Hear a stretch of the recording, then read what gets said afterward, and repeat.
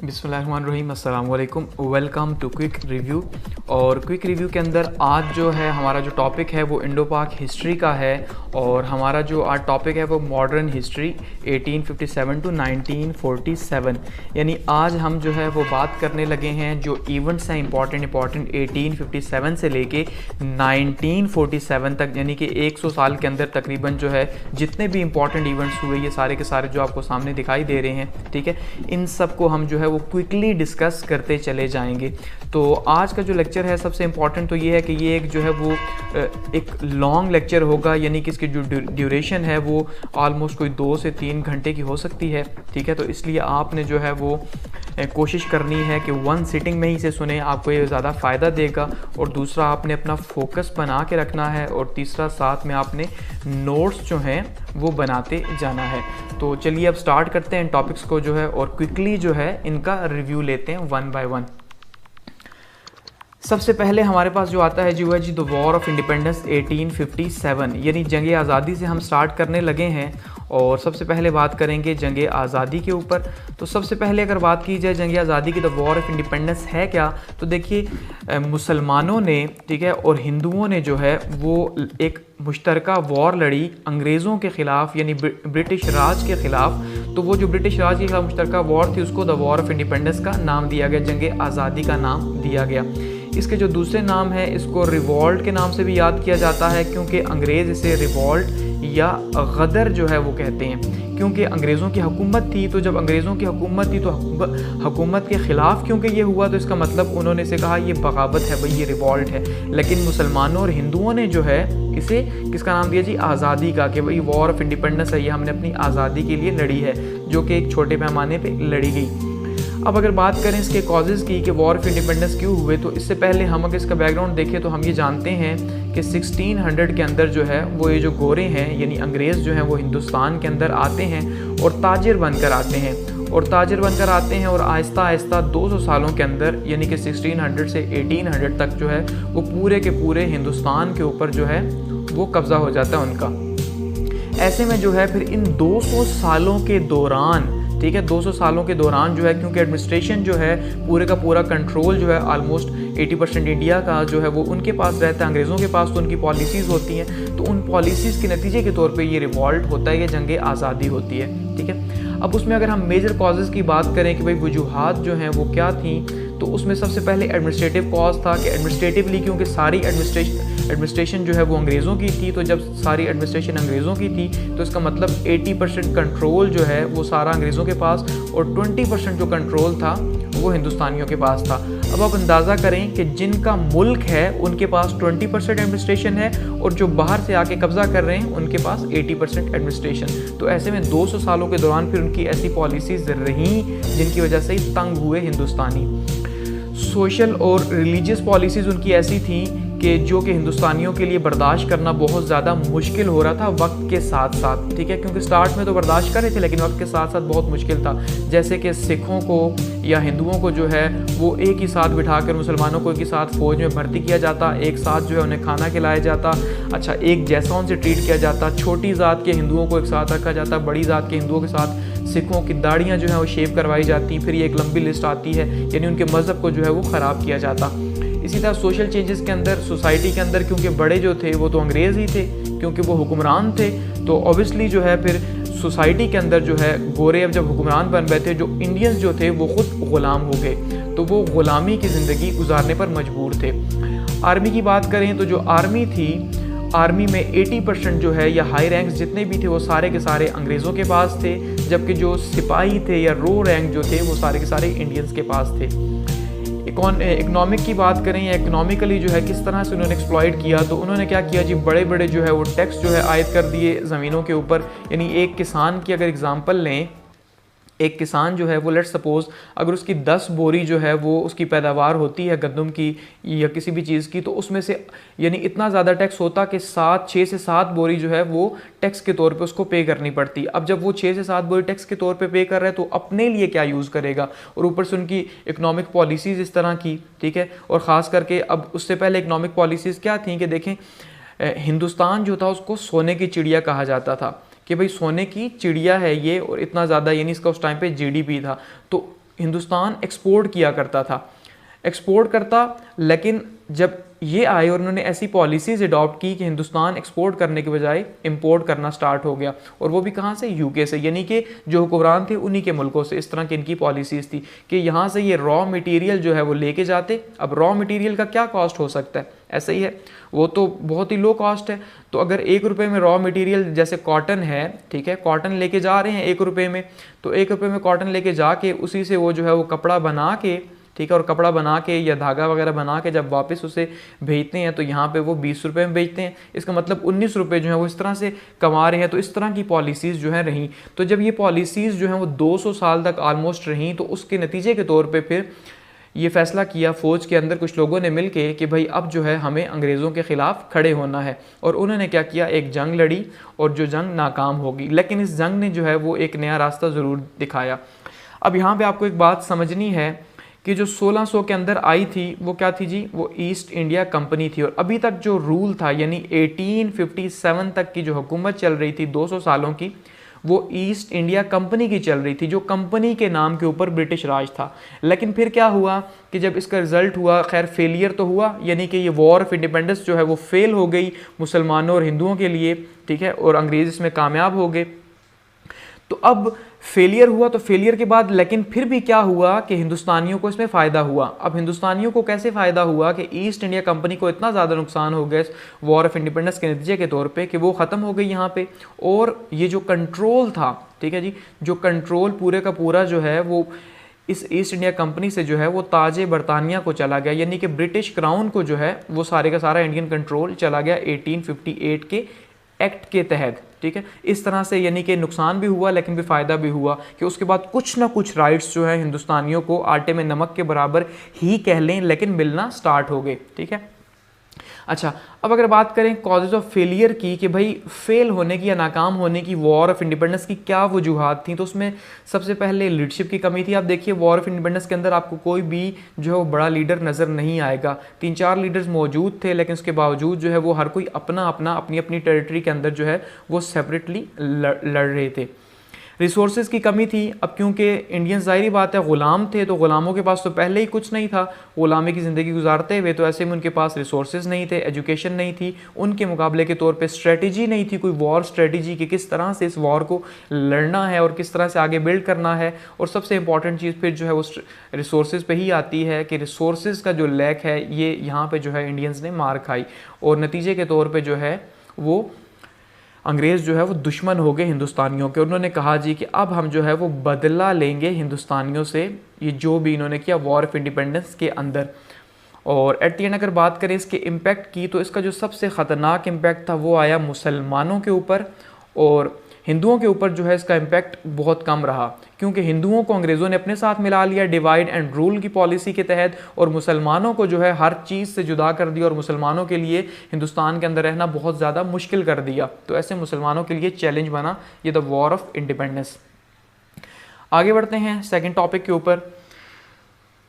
Second topic की अगर बात करें तो सबसे इंपॉर्टेंट चीज़ अब क्या है कि अब देखिए, अब क्योंकि सारे का सारा जो वॉर ऑफ इंडिपेंडेंस का मलबा है वो आया मुसलमानों के ऊपर कि भाई मुसलमान जो हैं वो रिस्पॉन्सिबल हैं। अब क्यों कहा मुसलमान रिस्पॉन्सिबल हैं? इसलिए कि मुसलमान यहाँ पे 800 सालों से हुकूमत कर रहे थे, और अंग्रेज़ों ने हुकूमत ली भी मुसलमानों से थी, मुग़लों से हुकूमत ली थी, इसलिए उन्होंने मुसलमानों को ही जो है इसका मोरूद इल्ज़ाम ठहराया।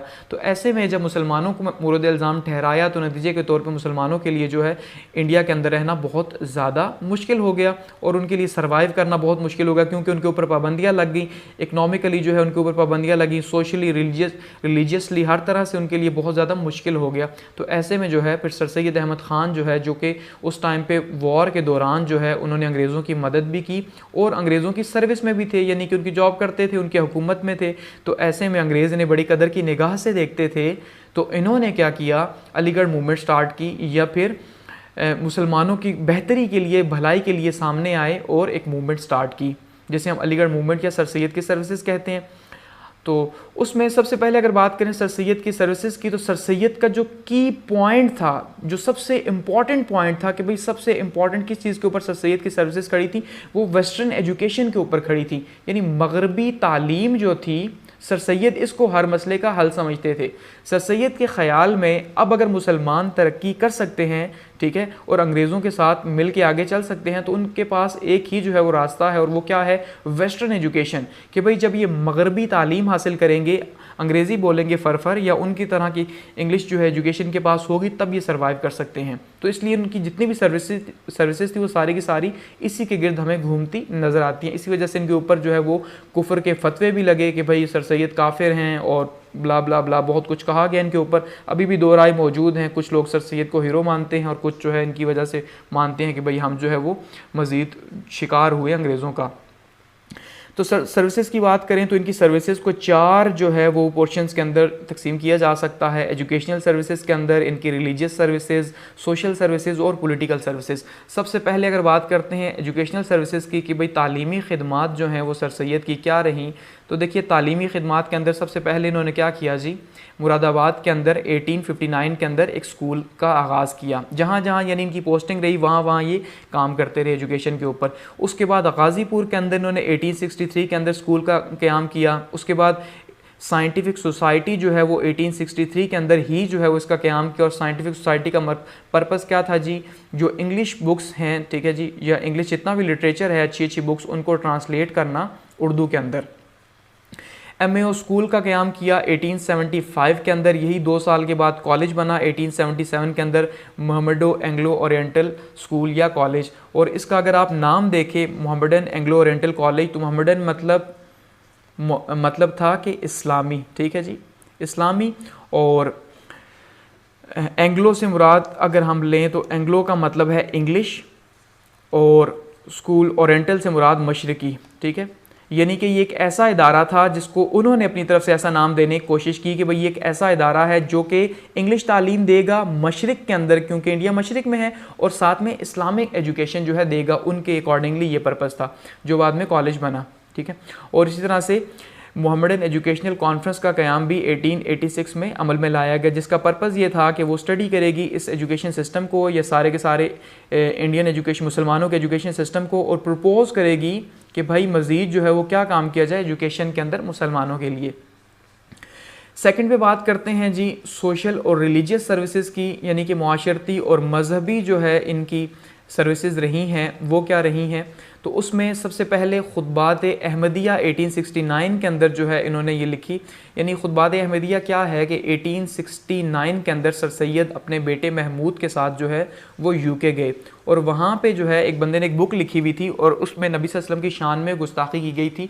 तो इन्होंने नबी सल्लल्लाहु अलैहि वसल्लम की लाइफ के ऊपर एसेज जो है वो लिखे खुतबात अहमदिया के, और नबी सल्लल्लाहु अलैहि वसल्लम की शान बयान की उनके अंदर, उनके अगेंस्ट में, उस बुक के अगेंस्ट में। इसी तरह से तबयीनुल कलाम जो है इन्होंने बाइबल जो है उसका एक फ़िलासफ़ी के अंदर जो है वो एक तफसीर लिखी फ़िलासफ़ी के अंदार में बाइबल की, ठीक है।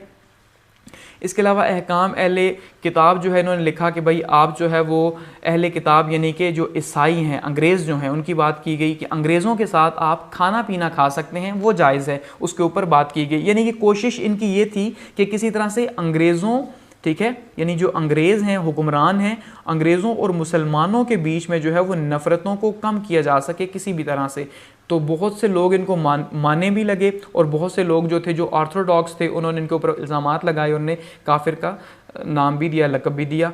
अच्छा, तहज़ीबुल इख़लाक़ जो है इसी तरह से इन्होंने जारी किया, ये एक रिसाला था, और ये रिसाला जो है इसका पर्पज़ क्या था कि मुसलमानों के अखलाक को बेहतर किया जाए, और एक्चुअली में इसके अंदर जो है वो मज़ामीन होते इंग्लिश एजुकेशन के ऊपर कि भाई आप वो हासिल करें। और अंजुमन उर्दू का क़याम अमल में लाया जिसका पर्पज़ उर्दू की तरक्की था, ठीक है। उसके बाद बात करते हैं जी पॉलिटिकल सर्विसेज की, कि सर सैयद की जो पॉलिटिकल सर्विसेज हैं वो किस तरह की रहीं। तो देखिए पॉलिटिकल सर्विसेज में सबसे पहले जी क्या किया सर सैयद ने जी, मुस्लिम ब्रिटिश कंप्रोमाइज़ के ऊपर काम किया कि भाई सबसे इम्पॉर्टेंट इनका जो काम था वो अंग्रेज़ों और मुसलमानों के बीच में दोस्ती पैदा करना था। और वो जो नफ़रत एक पैदा हो गई थी अंग्रेज़ों की, क्योंकि अंग्रेज़ वॉर ऑफ इंडिपेंडेंस का ज़िम्मेदार जो है वो समझते थे मुसलमानों को, तो इस वजह से ये चाहते थे, यानी सर सैयद चाहते थे किसी तरह से अंग्रेज़ों के दिल से ये जो दुश्मनी है ये ख़त्म करके दोस्ती जो है वो इनके दिल में लाई जाए मुसलमानों के लिए। तो इन्होंने क्या किया जी, इन्होंने कॉजेज़ ऑफ इंडियन रिवॉल्ट से एक पम्फलेट लिखा, असबाब बगावत हिंद, ये नीचे इन्होंने उर्दू में भी लिखा और इंग्लिश में भी लिखा, और बताया कि भाई जो कॉजेज़ हैं वो क्या कॉजेज़ हैं, कि उसमें सबसे इंपॉर्टेंट जो रोल प्ले किया वो ब्रिटिश एडमिनिस्ट्रेशन ने प्ले किया कि अगर मुसलमानों ने या हिंदुओं ने एक रिवॉल्ट किया तो उसका नतीजा वो क्यों किया, क्योंकि उनकी पॉलिसीज़ ऐसी थी। यानी उन्हें बताने की कोशिश की कि गलती जो है वो सिर्फ मुसलमानों या हिंदुओं की नहीं बल्कि गलती जो है वो अंग्रेज़ों की भी थी। इसी तरह से असबाब बगावत हिंद लिखा उर्दू के अंदर, यानी कि क्या वजूहात थी बगावत की। लॉयल मोहम्मडन्स ऑफ इंडिया लिखा और इसमें बताया कि भाई ये जो मुसलमान हैं ये मुसलमान कितने वफादार रहे अंग्रेज़ों आपसे, अंग्रेज़ों को बताने की कोशिश की कि भाई आप अभी इनके साथ दुश्मनी कर रहे हो लेकिन ये आपके वफादार भी किसी टाइम पे रहे हैं। अच्छा, इंटरप्रिटेशन ऑफ वर्ड नसारा, ये एक नसारा एक वर्ड है जिसको बोला मुसलमान बोलते थे, तो उन्होंने कहा भाई ये नफ़रत से नहीं बोलते बल्कि नसारा जो है वो हज़रत ईसा अलैहिस्सलाम के नाम की तशरीह करते हैं, तो आप इसको बुरा न माने। तो मतलब इस तरह से जो इनकी कोशिश रही पॉलिटिकली कि किसी तरह से मुसलमानों को दोबारा से जो है वो सियासत के अंदर लाया जाए या फिर सियासी तौर पर थोड़ा सा उनको दोबारा से बहाल किया जाए, उनको उनके पाँव के ऊपर खड़ा किया जाए। तो ये कुछ सर सैयद की सर्विसेज रही या अलीगढ़ मूवमेंट के नाम से कुछ सर्विसेज रहीं। और ये इसके बाद आगे बढ़ते हैं जी। नेक्स्ट पे हमारे पास आता है जी दारुल उलूम देवबंद।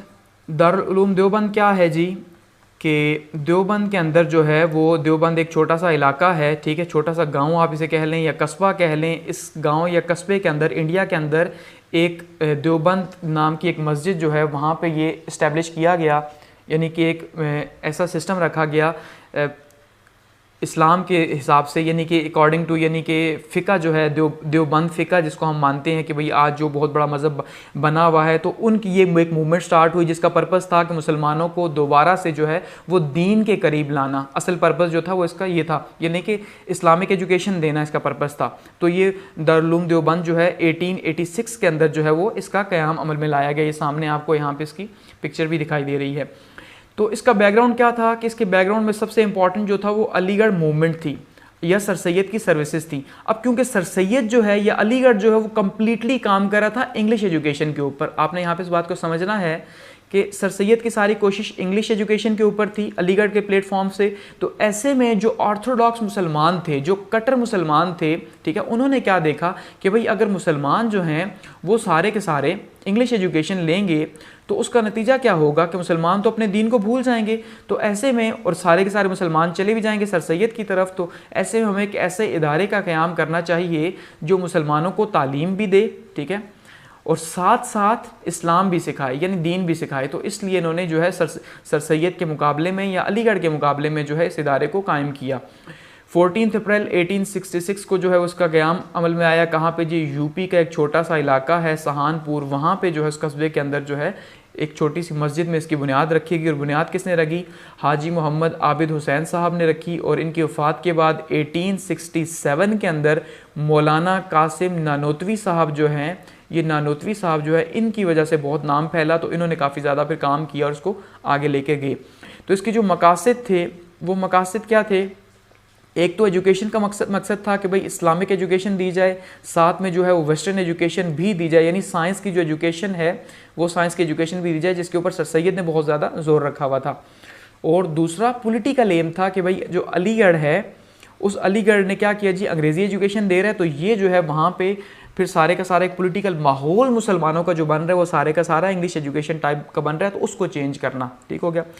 और मौलाना अशरफ अली थानवी और मौलाना शब्बीर अहमद उस्मानी जैसे जो है वो नामी करामी उलमा जो है यहाँ से निकले, यानी दारुल उलूम देवबंद से निकले। और आज हम जानते हैं कि देवबंद पाकिस्तान और इंडिया के अंदर एक बहुत बड़ा फ़िरका है सुन्नी मसलक के अंदर, ठीक है जी।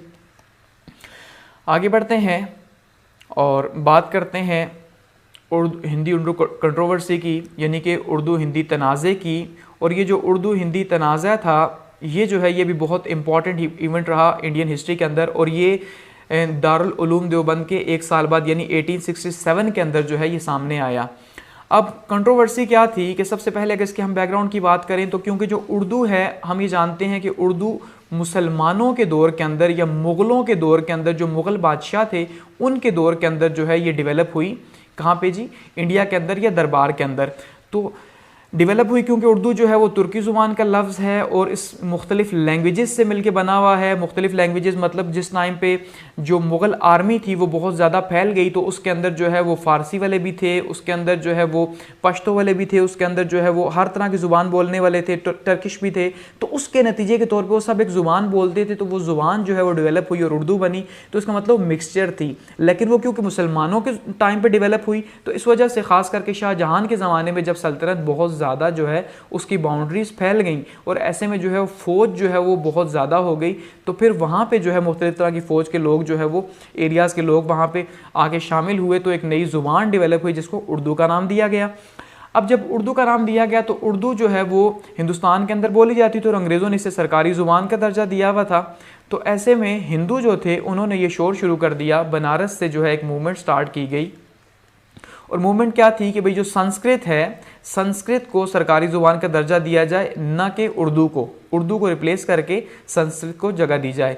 तो ऐसे में जो है इन्होंने फिर पूरी की पूरी मूवमेंट बिल्ड की। और सर सैयद जो है उस टाइम पे इन्होंने ये कहा था कि भाई मैं इससे पहले, यानी कि क्योंकि सर सैयद जो है वो मुत्तहिदा के हामी थे, मुत्तहिदा कौमियत के हामी थे, तो उस टाइम उन्होंने कहा था कि अगर हिंदू जो हैं वो मुसलमानों की ज़ुबान को जो है वो बर्दाश्त नहीं कर सकते तो मुसलमानों को कैसे बर्दाश्त करेंगे। इसलिए मुझे नज़र आ रहा है कि मुसलमान और हिंदू एक साथ नहीं रह सकते। तो सम टाइम माना जाता है, बहुत से लोग मानते हैं कि सर सैयद जो हैं वो ही शायद आइडियोलॉजी जो है इसके बानी भी हैं, कि इन्होंने सबसे पहले जो है वो ये बताया कि भाई मुसलमान और हिंदू जो हैं वो एक साथ नहीं रह सकते। ठीक है, 21 मिनट पे इसको एंड करते हैं, आगे बढ़ते हैं।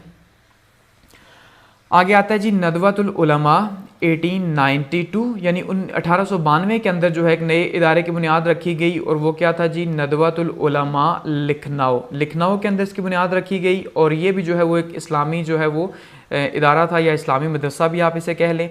अब इसके बैकग्राउंड की भी बात करें तो देखिए एक साइड पे अलीगढ़ मूवमेंट है, ठीक है, और अलीगढ़ वाले जो हैं वो काम कर रहे हैं इंग्लिश एजुकेशन के ऊपर, टोटली वो इंग्लिश को प्रमोट कर रहे हैं। और दूसरी साइड पे जो है वो देवबंद है, देवबंद की मूवमेंट चल रही है जो कि इस्लामिक एजुकेशन को जो है वो प्रमोट कर रही है।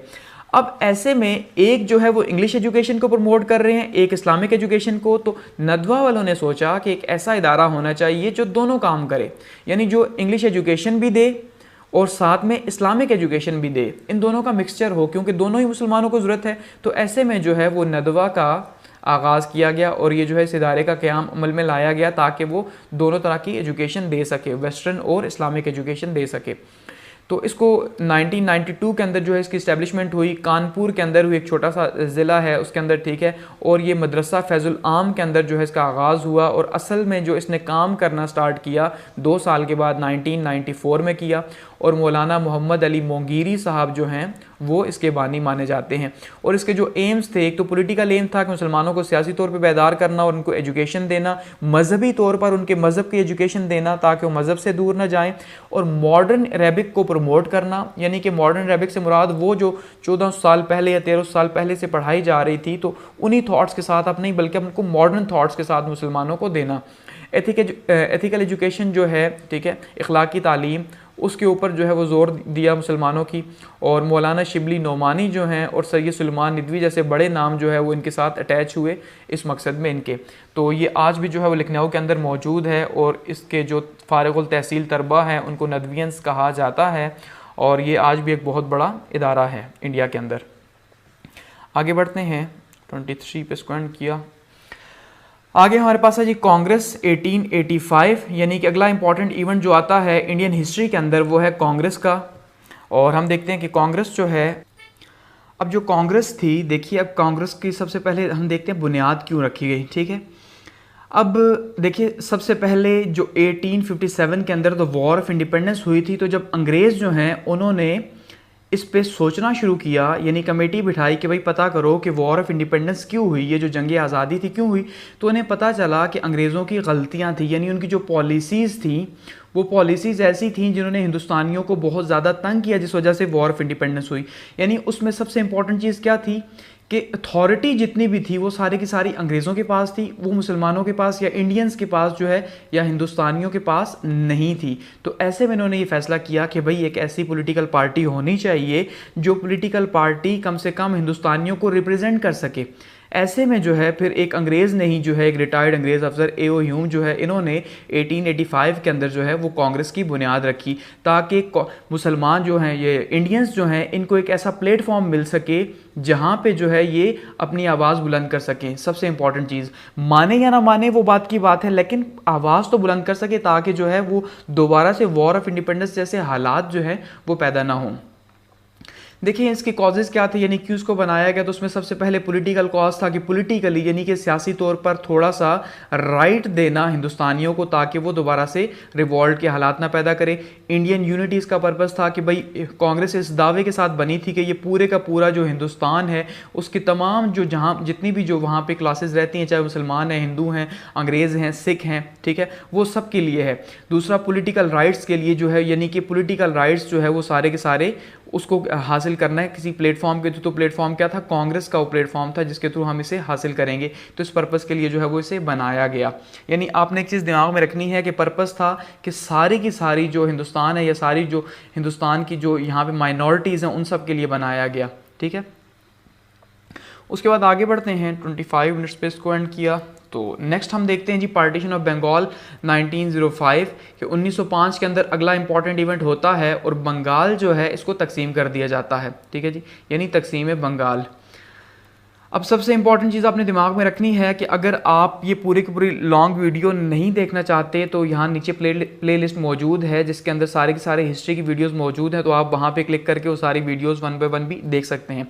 तो पार्टीशन ऑफ बंगाल की अगर बात करें तो पार्टीशन ऑफ बंगाल में सबसे पहले अगर इसका बैकग्राउंड देखें तो पार्टीशन ऑफ बंगाल क्यों हुई, क्योंकि बंगाल जो है वो एक बहुत बड़ा जो है वो इलाका था, यानी इसके कॉजेज़ में इसका एरिया बहुत बड़ा था। तकरीबन जो है वो 6 लाख किलोमीटर के करीब इसका एरिया था और इसकी जो आबादी थी वो 8 मिलियन 8 करोड़ के करीब आबादी थी और हिंदुस्तान के सबसे बड़े सूबों में से एक सूबा था, ठीक है। और इसको मैनेज करना बहुत बड़ा मुश्किल था, यानी एडमिनिस्ट्रेटिवली इसको मैनेज करना मुश्किल था, जिस वजह से जो है इसको तकसीम किया गया ईस्ट और वेस्ट के अंदर। यानी ईस्ट बंगाल, ये सामने आप यहाँ मैप पे देखें, ये ईस्ट बंगाल, ये वेस्ट बंगाल, तो ये सारे का सारा एक ही बंगाल था, ठीक है। और ये आसाम भी इसके अंदर शामिल था। अब जब ये इतना बड़ा एरिया है तो इसको मैनेज करना एक बहुत बड़ा चैलेंज है, इसी वजह से जो है इसको 2 हिस्सों में तकसीम कर दिया गया, एक ईस्ट की साइड पे, एक वेस्ट की साइड पे, ठीक है। अब जब तकसीम हुआ तो इसके ऊपर रिएक्शंस जो हैं वो क्या आए कि मुसलमान तो बहुत ज़्यादा खुश थे, लेकिन हिंदुओं ने और कांग्रेस ने इसके ऊपर बहुत सख्त किस्म का रिएक्शन दिया। क्यों, उसकी वजह क्या थी कि हिंदुओं ने या कांग्रेस ने क्यों इसके ऊपर बहुत ज़्यादा रिएक्शन दिया, क्योंकि जो ईस्ट बंगाल था ये बहुत ज़्यादा खुशहाल था, क्योंकि इसका जो ज़्यादा यहाँ पे जो एरिया था यहाँ पे समंदर के साथ था। तो ऐसे में जो है वो हुआ क्या कि यहाँ पे फैक्ट्रियाँ या मिलें जो थी बाकी जो थी वो मुसलमानों के कब्ज़े में आ गई, या मुसलमानों की जो जहाँ मेजॉरिटी थी उस एरिया के अंदर आ गई, यहाँ पे मुसलमान ज़्यादा थे। तो ऐसे में मुसलमानों को, हिंदुओं को ये बात पसंद नहीं थी कि मुसलमानों को जो है वो आज़ादी मिले या एक ऐसा इलाका मिल जाए जहाँ पर वो फ्री होके रह सके या वो ट्रेड के अंदर खास करके फ्री हो सके। क्योंकि अब सबसे इंपॉर्टेंट चीज़ ये थी कि अब अगर उनको सेपरेट कर दिया गया तो इसका मतलब वो इंडिपेंडेंट हो जाएंगे। तो ये बात ना हिंदू चाहते थे ना कांग्रेस चाहती थी। ऐसे में जो है फिर कांग्रेस को भी ये नामंजूर था और हिंदुओं को भी, तो उन्होंने जो है फिर वो एक पूरी की पूरी मूवमेंट स्टार्ट कर दी, स्वदेशी मूवमेंट, ठीक है, कि जिसके तहत जितनी भी जो ब्रिटिश गुड्स थी, ठीक है, कि जो भी बाहर से चीज़ें आ रही हैं, बाहर से बरतानिया से ही आ रही हैं, तो उनका बाइकआउट किया गया, खास करके उनके कपड़े का जो है वो बाइकआउट किया गया। और ये तकरीबन 6 साल अगले चलता रहा और फिर 1911 के अंदर जो है इसको कैंसिल कर दिया गया। यानी कि ये जो पार्टीशन की गई थी इसको ख़त्म कर दिया गया कि भाई अंग्रेज़ ये जानते थे, यानी ब्रिटिश ये जानते थे कि अगर वो तो यहाँ ट्रेड के लिए आए हुए हैं, कारोबार कर रहे हैं, साथ में रूल कर रहे हैं, तो अगर अंग्रेज़ जो हिंदू हैं वही नहीं मानेंगे और उनकी सपोर्ट हासिल नहीं होगी तो हिंदुस्तान के अंदर रूल करना बहुत ज़्यादा मुश्किल होगा। तो ऐसे में पार्टीशन को जो है वापस ले लिया गया। लेकिन मुसलमान इस पार्टीशन से बहुत ज़्यादा खुश थे कि उन्हें पहली बार जो है वो सर उठा के आगे बढ़ने का मौका मिल रहा था और हिंदुओं के ज़ेर साया नहीं बल्कि अलग से हट के। तो इसलिए वो बहुत ज़्यादा नाराज़ हुए इस बात के ऊपर और उन्होंने काफ़ी सोचा कि भाई जो हिंदू हैं और जो ब्रिटिश हैं ये तो एक साइड पे ही हैं, इसका मतलब अगर कुछ करना है तो वो हमें ही करना है। लेकिन इससे पहले के 1-2 इवेंट्स जो है वो हम अभी देखते हैं, वो भी बहुत इंपॉर्टेंट है। 29 तो उसके बाद क्या हुआ जी, शिमला डिपुटेशन की बात करते हैं 1906 के अंदर। नेक्स्ट इंपॉर्टेंट यानी कि शिमला वफ्द जो है ये भी एक बहुत इंपॉर्टेंट जो है वो वफ्द रहा जो कि जिसने वाइसराय से मुलाकात की। शिमला डिपुटेशन क्या है जी, एक 35 रुकनी वफ्द जो है उसने शिमला में जो है वो लॉर्ड मंटो से मुलाकात की, जिसको शिमला वफ्द कहा गया। अब इसने जो मुलाकात की वो क्यों की, कि इसका एक तो बैकग्राउंड ये था कि 1905 के अंदर जो पार्टीशन ऑफ बंगाल थी उससे मुसलमान काफ़ी ज़्यादा खुश थे कि भाई अब उन्हें भी राइट्स मिलेंगे। तो इसी खुशी में जो है वो लॉर्ड मंटो साहब से मुलाकात के लिए गए, क्योंकि लॉर्ड कर्जन चेंज हो चुके थे, नए वायसराय आ चुके थे 1905 के अंदर लॉर्ड मंटो। तो लॉर्ड मंटो के बारे में था कि वो पहले कनाडा के अंदर भी रह के आए थे, तो इस वजह से जो है वो काफ़ी अच्छे इंसान थे, यानी कि वो लॉर्ड कर्जन से मुख्तलिफ थे। तो ऐसे मुसलमानों ने क्या किया जी, इनसे मुलाकात का वक्त मांगा और मुलाकात का वक्त इन्हें मिला शिमला के मकाम पे। तो इन्होंने 1906 में जो है वो शिमला में इनसे मुलाकात की। अब उसमें डिमांड्स क्या रखी मुसलमानों ने कि भाई हमारी जो है वो क्या डिमांड्स हैं, तो उसमें सबसे इंपॉर्टेंट डिमांड जो थी वो सेपरेशन की थी या सेपरेट सीट्स की थी। कहाँ कहाँ पे, कोर्ट्स के अंदर, कि भाई कोर्ट्स में हमें सेपरेट सीट्स दी जाएं मुसलमानों को। अच्छा, इलेक्शंस के अंदर जो है हमारे हल्के सेपरेट किए जाएं, वहाँ की सेपरेट सीट्स हों, और असम्बली के अंदर जो है वो मुसलमानों की अलग से हैसियत मौजूद हो। यूनिवर्सिटीज़ के अंदर जो सिंडिकेट्स है वहाँ पर भी मुसलमानों को नुमाइंदगी दी जाए।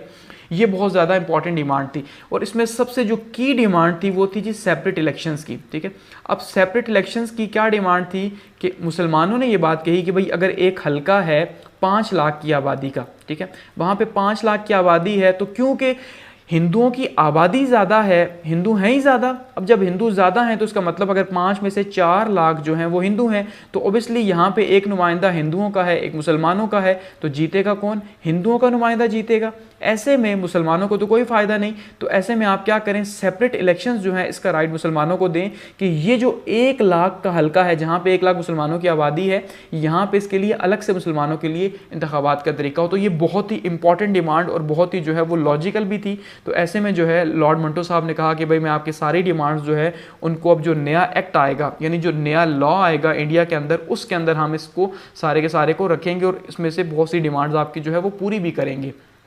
तो यूँ शिमला डेपुटेशन जो है वो काफ़ी अच्छे तरीके से नहीं वापस आया, उसको काफ़ी हौसला अफजा जो है वो नताइज मिले। आगे बढ़ते हैं।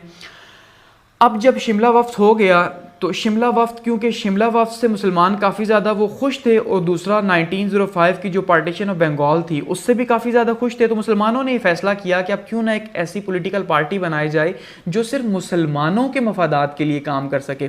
अब आपने एक बात को दिमाग में रखना है कि इससे पहले जो कांग्रेस थी, ठीक है, जो 1885 के अंदर बनी थी, उसका जो स्लोगन था वो क्या था कि भाई वो सब के लिए है, जितने भी आल माइनॉरिटीज़ हैं हिंदुस्तान के अंदर, ठीक है, मेजॉरिटी है या माइनॉरिटी है, वो सब के लिए, सब इंडियंस के लिए है। लेकिन ऐसा नहीं हुआ, क्योंकि 1885 से लेके 1905 तक कुछ भी ऐसा नहीं हो सका जिसमें देखने को ये मिला हो कि कांग्रेस ने मुसलमानों के लिए जो है वो कोई रोल प्ले किया।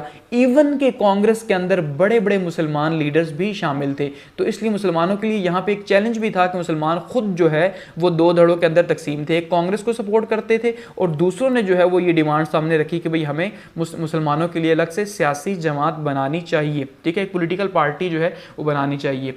तो ऐसे में क्या हुआ जी कि जो मुस्लिम लीग का all India Muslim league educational conference जो थी, मुस्लिम एजुकेशनल कॉन्फ्रेंस जो थी, ठीक है, जो अलीगढ़ के प्लेटफॉर्म से चल रही थी, उसका एनुअल सेशन हुआ 30 दिसंबर 1906 को ढाका के अंदर। तो वहाँ पे ये 30 दिसंबर 1906 को जो है वो मुस्लिम लीग की बुनियाद रखी गई और सर आगा खान थर्ड जो हैं इनको सदर बनाया गया मुस्लिम लीग का, और वकारउल मलिक साहब और मोहसिन मलिक साहब जो है इनको जॉइंट सेक्रेटरी दोनों को मिला के बना दिया गया। और इस तरह से मुसलमानों के लिए सेपरेट जो है वो पहली सियासी जमात जो है उसकी बुनियाद रख दी गई। और जिसका पर्पस क्या था, अब आपने ये समझना है कि पर्पस हरगिज़ भी ये नहीं था कि पावर में आना, यानी जो पावर पॉलिटिक्स थी वो पर्पस किसी सूरत भी नहीं था मुस्लिम लीग का, बल्कि उसका पर्पस कुछ और ही था। और क्या था? सबसे पहला पर्पस था ब्रिटिश मुस्लिम यूनिटी, के मुसलमानों और अंग्रेज़ों के बीच में इत्तेहाद पैदा करना कि भाई ये सियासी जमात क्या करेगी, अंग्रेज़ जो बहुत दूर हो चुके हैं मुसलमानों से और उनसे नफरत करते हैं, वही सर सैयद वाला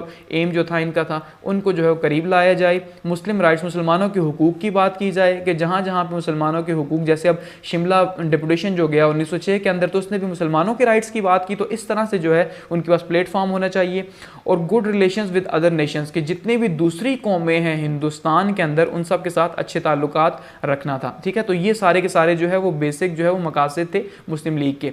लेकिन फिर 1913 के अंदर 1913 में जो है मुस्लिम लीग ने अपना जो बुनियादी आइन था, ठीक है, उस स्ट्रक्चर के अंदर चेंजिंग की और फिर बात की पावर पॉलिटिक्स की कि अब मुस्लिम लीग भी जो है वो जो पॉलिटिक्स करेगी वो पावर पॉलिटिक्स होगी, यानी वो भी हुकूमत में हिस्सा लेने के लिए अब जो है वो कोशिश करेगी। इससे पहले तो इसका ये पर्पज़ ही जो है वो नहीं था। और ये भी जो ये सामने आए, ये जो मुस्लिम लीग के मकासद थे, ये 1908 के अंदर सामने आए, यानी 2 साल तकरीबन 1.5-2 साल के बाद जो है मुस्लिम लीग ने अपने जो है वो पर्पज़ सामने रखे। आगे बढ़ते हैं जी। आगे इंपॉर्टेंट इवेंट जो है वो है 1909 का मंटो मार्ले रिफॉर्म्स, ठीक है। अब ये मंटो मार्ले रिफॉर्म्स जो है ये भी बहुत इंपॉर्टेंट इवेंट है। और जो हमने देखा था 1906 के अंदर जो शिमला डेपुटेशन गया था, यानी शिमला वफ्द गया था कि भाई मुसलमानों को सेपरेट जो है वो इलेक्शंस का हक दिया जाए, तो मंटो साहब जो थे उन्होंने क्या कहा था कि जो नया एक्ट आएगा, ठीक है, एक्ट ऑफ 1909 भी से कहा जाता है, तो जो नया एक्ट आएगा उसके अंदर हम आपकी बातों को शामिल करेंगे, ठीक है। तो ये दो थे, एक जो है वो वजीर साहब थे मॉर्ले साहब, और मंटो जो है वाइसराय थे। तो ऐसे में क्या हुआ कि इन्होंने जो है मुसलमानों की डिमांड्स मान ली, यानी सारी तो नहीं, लेकिन ये सेपरेट इलेक्शंस की डिमांड मुसलमानों की कुछ सूबों के अंदर मानी, सब के अंदर नहीं मानी, ठीक है। तो ऐसे में जो है यानी शिमला डेपुटेशन जो है वो कामयाब हो गया और मंटो मार्ले रिफॉर्म्स सामने आ गई हिंदुस्तान के लिए, जिसमें सेपरेट इलेक्शंस यानी कि जुदागाना इंतखाब का जो हक था वो मुसलमानों का मान लिया गया। और ये एक बहुत बड़ा ब्रेक थ्रू था इंडियन हिस्ट्री के अंदर, ठीक है, कि मुसलमानों को सेपरेट माना गया था। इससे पहले मुसलमान शोर तो कर रहे थे कि भाई हम सेपरेट हैं, लेकिन उन्हें माना नहीं जा रहा था, ठीक है। इसके अलावा इसके अंदर क्या हुआ जी, पावर्स जो है लेजिस्लेटिव काउंसिल की उसको बढ़ा दिया गया कि भाई अब वो अपने लिए लॉज भी बना सकते हैं, और इंडियन जो है उनको शामिल किया गया एडमिनिस्ट्रेटिव काउंसिल के अंदर, यानी 3 इंडियंस जो है उनको भी शामिल किया गया एडमिनिस्ट्रेटिव काउंसिल के अंदर। तो इस तरह से यानी मंटो मार्ले रिफॉर्म्स जो है ओवरऑल जो है वो इंडिया के लिए काफ़ी अच्छी रही, और ख़ास करके मुसलमानों के लिए जो है वो बहुत ज़्यादा इंपॉर्टेंट रही ये मंटो मार्ले रिफॉर्म्स, क्योंकि सबसे बड़ी डिमांड मुसलमानों की सेपरेट इलेक्शंस की वो यहाँ पे मान ली गई थी, ठीक है। तो ये भी इंपॉर्टेंट इवेंट था। आगे बढ़ते हैं और आगे बात करते हैं लखनऊ पैक्ट की, कि उससे अगला इंपॉर्टेंट इवेंट लखनऊ पैक्ट है 1916 का। अब ये जो लखनऊ मुआहदा है ये बहुत ज़्यादा इंपॉर्टेंट माना जाता है इंडिया की हिस्ट्री के अंदर। अब सबसे पहले अगर इसके बैकग्राउंड की बात करें कि इसका पस मंज़र क्या रहा, तो सबसे पहले आप देखिए कायद-ए-आज़म साहब जो हैं वो 1913 के अंदर मुस्लिम लीग के रुकन बने, ठीक है। इससे पहले वो 1906 के अंदर कांग्रेस के रुकन थे, ऑलरेडी कांग्रेस वो ज्वाइन कर चुके थे, लेकिन मुस्लिम लीग ज्वाइन नहीं की थी। तो ऐसे में 1913 के अंदर जो है उन्होंने मुस्लिम लीग को भी जो है वो ज्वाइन कर लिया कायद-ए-आज़म ने। और इसी टाइम पे कायद-ए-आज़म को ambassador of Hindu Muslim unity भी कहा गया सरोजनी नायडू साहिबा की तरफ से, कि भाई आप जो हैं वो मुसलमानों और हिंदुओं के सफ़ीर हैं। अब यहाँ पे आपने ये भी समझना है कि जो अंग्रेज़ थे, क्योंकि अब हमने देखा कि 1911 के अंदर जो है वो जो पार्टीशन हुई थी बंगाल की, वो बंगाल की पार्टीशन जो है ख़त्म कर दी गई। जब बंगाल की पार्टीशन ख़त्म हुई तो मुसलमानों और हिंदुओं के बीच में जो है वो नफ़रत पैदा होगी, दोबारा से मुसलमान और हिंदू जो है वो एक दूसरे से दूर हो गए। अब ब्रिटिश जो थे वो क्योंकि एक्ट ऑफ 1909 पास कर चुके थे, तो अब वो चाहते थे कि हिंदुस्तान के अंदर मुसलमानों को और हिंदुओं को जो है वो इकट्ठा किया जाए। तो इनका इकट्ठा होना बहुत ज़्यादा ज़रूरी था। एक तो ये इकट्ठा करना चाह रहे थे, दूसरा पर्पज़ ये था कि वर्ल्ड वॉर फर्स्ट जो है वो स्टार्ट हो चुकी थी 1914 के अंदर, ठीक है। 1914 से 1918 तक वर्ल्ड वॉर फर्स्ट रही। तो जब फर्स्ट वर्ल्ड वॉर रही तो ऐसे में भी अब ब्रिटिश जो है वो लाइट पावर के साथ था, तो ख़ुद वो वॉर का सबसे बड़ा जो है ना वो पार्टनर था। तो ऐसे में उन्हें जो है हिंदुस्तान के अंदर अफरा तफरी नहीं चाहिए थी, तो उन्हें हिंदुस्तान के अंदर मुसलमानों और हिंदुओं को जो है वो इकट्ठा करना ही करना था। और दूसरा क्या हुआ कि कानपुर के अंदर एक मस्जिद और एक मंदिर जो है उसका कुछ हिस्सा जो है उसको गिरा दिया गया, एक रोड जो है, ठीक है, रोड को खुला करते हुए या उसको वसी करते हुए। तो ये जो अब मंदिर गिराया तो हिंदुओं को बुरा लगा, मस्जिद गिराई तो मुसलमानों को बुरा लगा। ऐसे मुसलमान और हिंदू जो हैं वो इकट्ठे हो गए अंग्रेज़ों के खिलाफ, कि उन्होंने कहा भाई चलो अब हम इकट्ठे होते हैं और मिलकर आगे बढ़ते हैं। लेकिन एक्चुअली में आपने ये समझना है कि अंग्रेज़ों के अगेंस्ट में ये इत्तेहाद नहीं था, बल्कि अंग्रेज़ खुद चाहते थे कि ये इनका इत्तेहाद पैदा हो ताकि इंडिया के अंदर जो है ये जो लड़ाई है, अफरा तफरी है, वो ख़त्म हो, ठीक है। अब ऐसे में जो लखनऊ पैक्ट था, यानी कि लखनऊ के अंदर जो है ये मुआहदा हुआ, वो क्या था जी कि कांग्रेस मुस्लिम लीग जो है सबसे पहले इसकी यूनिटी की बात की गई कि ये मुआहदा जो है वो कांग्रेस को और मुस्लिम लीग को एक साथ लाएगा। दूसरा जो है सेल्फ रूल की बात इसके अंदर की गई कि भाई इंडिया के अंदर जो है वो खुद इख्तियारी की गवर्नमेंट हो, खुद इख्तियारी मतलब जहाँ पे उनका खुद सेल्फ रूल हो सके, खुद अपनी हुकूमत कर सकें। इससे पहले गोखले साहब जो थे ये कांग्रेस के जो है वो लीडर थे और ये जो है वो काफ़ी लिबरल लीडर थे। ये मानते थे ये मुसलमानों की यानी कि ये मानते थे कि मुसलमान जो है वो एक सच्चाई है इंडिया के अंदर, ठीक है। बाकी तो हिंदू तस्लीम ही नहीं करते थे कि मुसलमान भी जो है वो एक पावर हैं। इनका एक मंसूबा था, ठीक है। दूसरा ड्योक मेमोरेंडम के नाम से एक मंसूबा याद किया जाता है जो ड्योक ने पेश किया, ठीक है। वो भी एक कुछ मंसूबा था जिसको पेश किया गया कि भाई किस तरह से जो है इंडिया के अंदर सेल्फ रूल जो है वो लाया जा सकता है, या मुसलमान इंडिया के अंदर इंडियंस को जो है वो थोड़ा सा राइट दिया जा सकता है। फिर क्या हुआ जी, अंग्रेज़ों ने एक कमेटी बना दी 19 लोगों की। कमेटी किसने बनाई? अंग्रेज़ों ने बनाई, ये आपने दिमाग में रखना है, ठीक है। और कलकत्ता का सेशन हुआ नवंबर 1916 के अंदर, और इसमें जो है कुछ प्रपोजल्स जो थे उन प्रपोजल्स के ऊपर जो है वो एग्रीमेंट हो गया दोनों पार्टीज़ का, कांग्रेस का भी और मुस्लिम लीग का भी, ठीक है। तो अब वो जो प्रपोजल्स थे वो क्या थे जी कि उसमें अगर रिफॉर्म्स और ये फाइनल हुए लखनऊ के अंदर, ठीक है। यानी कलकत्ता के अंदर जो है ये प्रपोजल सामने आए और लखनऊ में ये फाइनल हुए। और सबसे इंपॉर्टेंट आपने दिमाग में रखना है, कायदे आज़म ने बहुत इंपॉर्टेंट रोल प्ले किया, क्योंकि जो कायदे आज़म थे वो दोनों पार्टीज़ के अंदर मौजूद थे। तो ये जो 19 रुकनी जो कमेटी थी इसके अंदर कायदे आज़म वाहिद थे जो कि दोनों पार्टीज़ के अंदर ही मौजूद थे, यानी वो एक किस्म का ब्रिज का काम कर रहे थे कांग्रेस के बीच में और मुस्लिम लीग के बीच में, ठीक है। तो इनका बहुत इंपॉर्टेंट रोल रहा ये एग्रीमेंट लखनऊ पैक्ट करवाने के अंदर।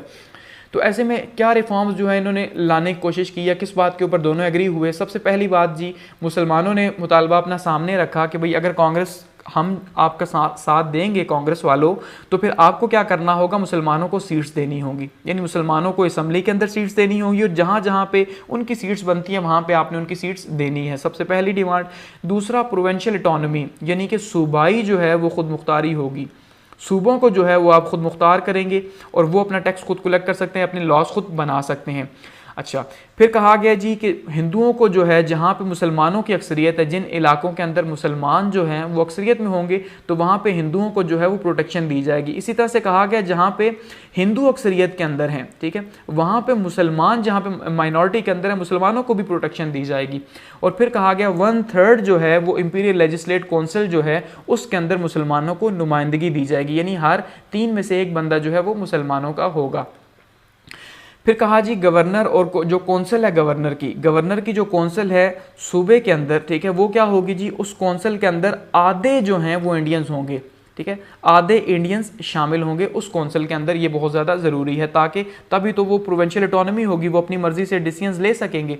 तो ये जो है वो कुछ जो है वो डिमांड्स सामने रखी गई मुस्लिम लीग और कांग्रेस की तरफ से अंग्रेज़ों के लिए, और मिल के जो है वो इस मुआहदे के ऊपर ये एक जगह इकट्ठे हो गए कि भाई ठीक है, हम ये प्रपोजल जो है वो अंग्रेज़ों से मंजूर करवाते हैं कि ये इंडिया के अंदर ऐसे लॉज लेके आएँ।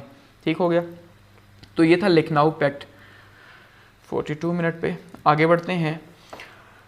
अगला जो इंपॉर्टेंट इवेंट हुआ जी वो 1919 के अंदर हुआ। वो क्या था जी, मॉन्टेग्यू जेम्सफोर्ड रिफॉर्म्स या माउंट फोर्ड रिफॉर्म्स भी कहा जाता है। यहाँ से माउंट, यहाँ से फोर्ड, तो ये माउंट फोर्ड रिफॉर्म्स यहाँ से बना, ठीक है। और इसी को इंडियन गवर्नमेंट एक्ट 1919 भी कहा जाता है कि जैसे 1909 का था इसी तरह से 1919 का भी एक्ट आ गया, नया कानून यानी इंडिया के अंदर आ गया 10 साल के बाद, जो नॉर्मली इंडिया के अंदर चला आ रहा था कि भाई हर 10 साल के बाद तकरीबन और नया लेके आते थे। तो ये 2 लोग थे जिन्होंने जो है वो एक वजीर हिंद थे और एक वाइसराय थे, इन्होंने मिल के जो है वो ये जो मॉन्टेग्यू थे ये वजीर हिंद थे और ये जो है वाइसराय थे। तो इन्होंने जो है वो मिलके एक फैसला किया कि भाई क्योंकि अब लखनऊ पैक्ट जो है वो हो चुका है, लखनऊ का मुआहदा हो चुका है और कांग्रेस और मुस्लिम लीग जो है वो एक प्लेटफॉर्म के ऊपर इकट्ठे हो चुके हैं, तो ऐसे में ये बेस्ट टाइम है किसी भी नए कानून के लाने का, क्योंकि दोनों में से कोई भी एतराज़ नहीं करेगा। तो ऐसे में जो है वो प्रपोजल सामने लाए गए।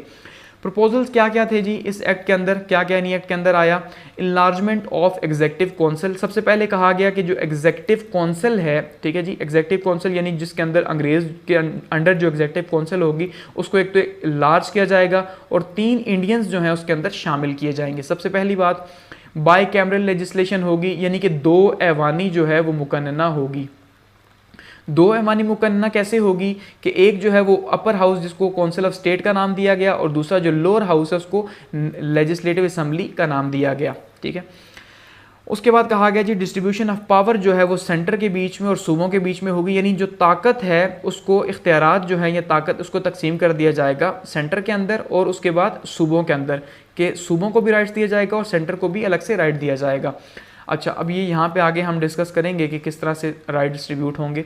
उसके बाद क्या जी, increase of power in assemblies, यानी कि जो असम्बली है, ये जो असम्बली है उस असम्बली को भी जो है उसकी ताकत को भी, उसके इख्तियारात को भी ज़्यादा किया जाएगा। जैसे कि एडजॉर्नमेंट मोशन जो है वो जो है वो ला सकता है, कोई भी मेंबर जो है वो एडजॉर्नमेंट मोशन ला सकता है, यानी कि असम्बली को जो है वो उस टाइम पे उसके सेशन को स्टॉप करने का कह सकता है कि भाई आप जो है, जिसको तहरीक इल्तिवा कहा जाता है, कि भाई इस टाइम पे आप इसको स्टॉप करें, अब इसके ऊपर मज़ीद डिबेट होगी नेक्स्ट टाइम के लिए।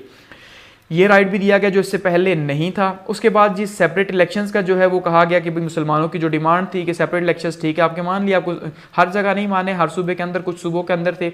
अपॉइंटमेंट ऑफ कमीशन, और ये कहा गया कि एक कमीशन जो है उसको अपॉइंट किया जाएगा जो 10 साल के बाद, ये जो कमीशन है ये 10 साल के बाद क्या करेगा जी, 10 साल के बाद देखेगा कि ये जो अभी इस टाइम पे लॉज जो हैं वो लेके आए हैं, या जो एक्ट है ये एक्ट कैसा रहा इंडिया के लिए, यानी इसके ऊपर जो है वो फीडबैक, जिसको हम कहते हैं, वो फीडबैक 10 साल के बाद हम लेंगे कमीशन की सूरत में, यानी कमीशन जो बनाएगा। और फिर इसके अंदर सबसे इंपॉर्टेंट चीज़ जो थी वो थी डायरची सिस्टम, ठीक है। अब डायरची सिस्टम क्या था, यानी सूबों के अंदर 2 तरह के जो है वो इख्तियारात होंगे सूबों के अंदर, ठीक है। ये एक अगर प्रोविंस है तो उसके अंदर जो इख्तियारात हैं, जो अथॉरिटी है वो 2 तरह की होगी, और 2 तरह की मिनिस्ट्रीज़ वहाँ पे होंगी। एक रिजर्व सब्जेक्ट्स होंगे, यानी कि एक वो होंगे जो कि गवर्नर के अंडर होंगे, और गवर्नर के सेक्रेटरी जो है वो उसको डील किया करेंगे, ठीक है। जैसे कि टेलीकम्युनिकेशन, डिफेंस, इस तरह के जो हो गए बड़े, और जो फॉरेन सर्विस का जो सारे का सारा काम है, ठीक है। और इसी तरह से जो ट्रेड वगैरह है वो सारी की सारी रिजर्व सब्जेक्ट्स के अंदर है। और जो ट्रांसफर सब्जेक्ट्स हैं वो उसके मिनिस्टर्स होंगे, यानी वो जो लोग इलेक्ट होकर आएंगे लेजिस्लेटिव काउंसिल के अंदर, ठीक है, वो अपनी मर्जी से उनके जो मिनिस्टर्स होंगे वो जो है उसको इस्तेमाल करेंगे। जैसे कि ज़राअत है, आपाशी, एजुकेशन है, छोटे छोटे ये जो महकमे हैं ये मिनिस्टर्स के अंदर होंगे। तो इस तरह से ये तय कर दिया गया, और ये डायरची सिस्टम था सूबों की आज़ादी का। तो ये काफ़ी अच्छा स्टैंड था उस टाइम पे कि सूबों को कम से कम इतनी आज़ादी तो दी गई कि ये जो ट्रांसफरेबल सब्जेक्ट्स थे, ये जो है ये एक अचीवमेंट थी इस एक्ट के अंदर। बाकी जो रिजल्ट थे वो तो उन्हीं के पास थे पहले से ही।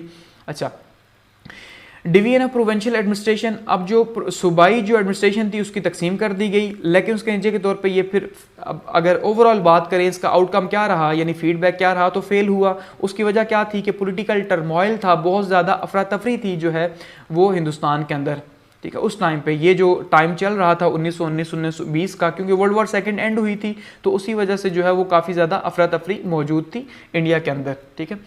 तो आगे बढ़ते हैं, 46 मिनट हो गए हमारे। नेक्स्ट बात करते हैं जी खिलाफत मूवमेंट की। खिलाफत मूवमेंट भी जो है वो 1919 में स्टार्ट हुई और 1923 तक जो है, या 1924 तक आप इसे कह लें, ये गई, ठीक है।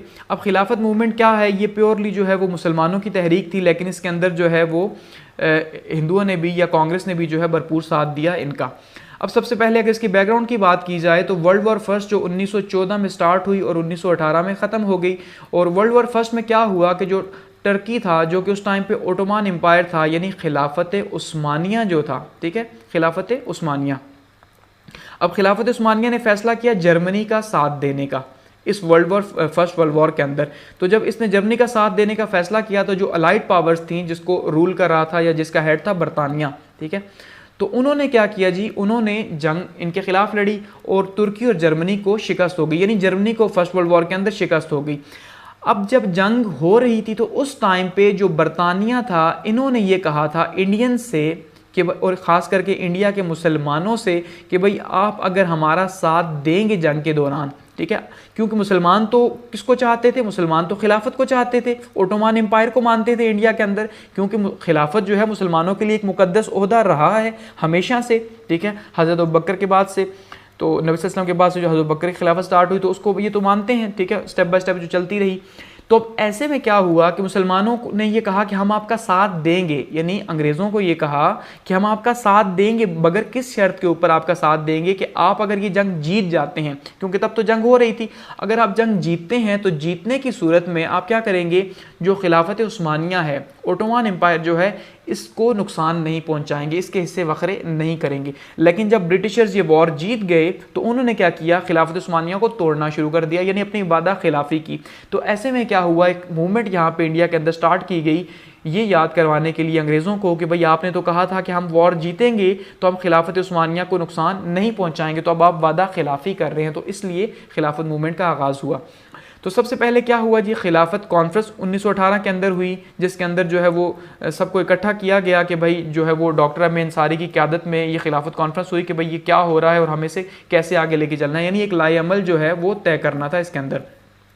तब जो है वो अली ब्रदर्स जो है वो जेल के अंदर थे, तो ये भी था कि वो इसमें शामिल नहीं हुए। तो जब वो जेल से रिहा हुए तो वो सीधे वहाँ पे पहुँचे और फिर मौलाना शौकत अली को की सरबराही में जो है वो खिलाफत कमेटी बनाई गई और उन्हें कहा गया कि आप पूरे के पूरे हिंदुस्तान जो है उसका विज़िट करें और हिंदुस्तान के अंदर जो है वो लोगों में ये शऊर उजागर करें और उन्हें बताएं कि अंग्रेज़ जो हैं वो कितने जो है वो वादा खिलाफ है और उन्होंने क्या किया। ठीक है, खिलाफत कमेटी। इसी के अलावा फिर एक खिलाफत वफ्द जो है वो बनाया गया। तो एक खिलाफत वफ्द जो है उसने वाइसराय से मुलाकात की और इस खिलाफत वफ्द की जो सबसे इंपॉर्टेंट क्वालिटी थी वो क्या थी कि इसके अंदर तमाम के तमाम जो है वो फ़िरके शामिल थे, यानी हर फ़िरके के लोग थे, सिख थे, ईसाई थे, हिंदू थे। इन्होंने वाइसराय से मुलाकात की और उसे बताया कि भाई तुम वादा खिलाफ़ी कर रहे हो। तो उसने तो कहा मैं मानता हूँ इस बात को और मैं ब्रिटिश गवर्नमेंट जो है उसको आपकी बात पहुँचाऊँगा। लेकिन ब्रिटिश जो गवर्नमेंट थी, ठीक है, लॉर्ड जॉर्ज साहब जो उस टाइम पे प्राइम मिनिस्टर थे बरतानिया के, तो उन्होंने जो है कोई इसका ख़ास असर नहीं लिया। और दूसरा जो वफ्द था वो गया यूरोप। ठीक है, वो यूरोप गया दूसरा वफ्द, और दूसरे वफ्द ने क्या किया जी, यूरोप में जाके फ्रांस में, जर्मनी में, इटली में, वहाँ पे जाके यूके में जाके मुजाहरे वगैरह किए, लेकिन उसका कोई भी असर नहीं हुआ और वो 1920 में जो है बेचारा वापस आ गया। ठीक है, 19 जनवरी 1920 को मीटिंग हुई वाइसराय के साथ, जो भी आपको बता दिया कि वो जो है वो उसने असर लिया, लेकिन ब्रिटिश गवर्नमेंट ने कोई असर नहीं लिया। फिर उससे पहले कि कुछ होता तो ट्रीटी ऑफ सेवरे हो गई 14 मई 1920 को। ये मशहूर ज़माना एक ट्रीटी है जिसके तहत जो है वो ओटोमन एम्पायर जो है उसको तकसीम कर दिया गया। ठीक है, और जिसको आज भी कहा जाता है कि भाई ये 100 साल की ट्रीटी है और 100 साल के बाद जब ख़त्म होगी तो फिर से जो है वो ओटोमन एम्पायर या तुर्की जो है वो मॉडर्न तुर्की फिर से ताकत पकड़ेगा। तो खैर ये ट्रीटी के तहत इसको तकसीम कर दिया गया। और इसी दौरान फिर क्या हुआ, नॉन कॉपरेशन मूवमेंट जो है 28 मई 1920 को जो है वो स्टार्ट हो गई। अब ये नॉन कॉपरेशन मूवमेंट जो थी ये स्टार्ट हुई जी, ये जो खिलाफत कमेटी थी, खिलाफत कमेटी जो अली ब्रदर्स की जो है वो अली ब्रदरान जिसको रन कर रहे थे, तो उन्होंने जो है ये प्रपोज़ल दिया कि भाई हमें जो है वो नॉन कॉपरेशन की, अदम ताउन की जो है वो तहरीक चलानी चाहिए, जिसके तहत उन्होंने क्या किया जी, हिंदुस्तान के अंदर एक किस्म का सिविल डिसोबीडियंस थी तो ये स्टार्ट कर दी। इसके नतीजे के तौर पे क्या हुआ कि बाइकआउट किया गया तमाम की तमाम यूके की चीज़ों का, जितनी भी चीज़ें जो है ब्रिटिश गुड्स थी उनका बाइकआउट हुआ, गवर्नमेंट जॉब्स का बाइकआउट हुआ, इंस्टीट्यूट्स का, स्कूल कॉलेजेस का, कोर्ट्स का, हर चीज़ का जो है बाइकआउट हुआ कि ताकि जो प्रेशर है वो बिल्ड किया जा सके। इसी दौरान फिर क्या हुआ जी, फिर हिजरत मूवमेंट हो गई 1920 के अंदर, क्योंकि अब जब हिंदुस्तान के हालात काफ़ी ज़्यादा ख़राब हो गए, एक तो वहाँ पे नॉन कॉपरेशन मूवमेंट चलना स्टार्ट हो गई, दूसरा तहरीक खिलाफत भी चल रही थी और वो भी जो है वो अपने आखिरी दम ले रही थी। तो ऐसे में हिजरत मूवमेंट हो गई और हिजरत मूवमेंट मौलाना अब्दुल बारी साहब और मौलाना अब्दुल कलाम आज़ाद साहब जो हैं इन्होंने जो है फतवा दे दिया। और फतवा क्या दिया जी कि हिंदुस्तान जो है वो दारुल हरब है और अब यहाँ पे रहा नहीं जा सकता, इसलिए अब यहाँ से हिजरत जो है वो जायज़ हो गई है। तो ऐसे में एक बड़ी तादाद के अंदर जो है मुसलमान जो है तकरीबन कोई 5 लाख से लेके कोई तकरीबन 15 लाख तक माना जाता है, ये मुसलमानों ने अफ़गानिस्तान की तरफ हिजरत की।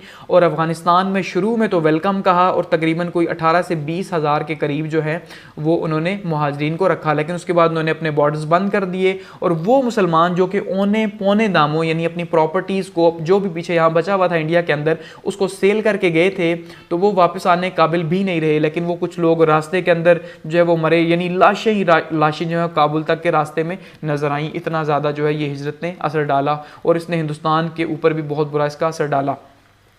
फिर मोपला अपराइजिंग्स हुई या मोपला जो है वो बगावत हुई। तो मोपला बगावत क्या थी, ये मोपला जो है ये मालाबार के साहिल जो है, ठीक है, मुंबई के साथ, ये मालाबार के साहिल के ऊपर जो है ये वो लोग थे जो कि थे मुसलमान लेकिन अरब थे। ये अरब जो कबीले थे उनके मुसलमान थे, इन्होंने भी जो है फिर केरला जो है वो इकट्ठा होना था एक जलसे के लिए, तो इनके ऊपर जो है फायरिंग कर दी गई और 400 मोपला लोग जो है वहाँ पे शहीद हो गए। ऐसे में और बाकियों को इन्होंने गाड़ियों में भरा और वहाँ लेके चले गए और 60 लोग वहाँ दम घुटने से जो है वो मर गए। तो इसकी वजह से क्या हुआ कि और ज़्यादा हालात ख़राब हो गए इसी दौरान इंडिया के अंदर।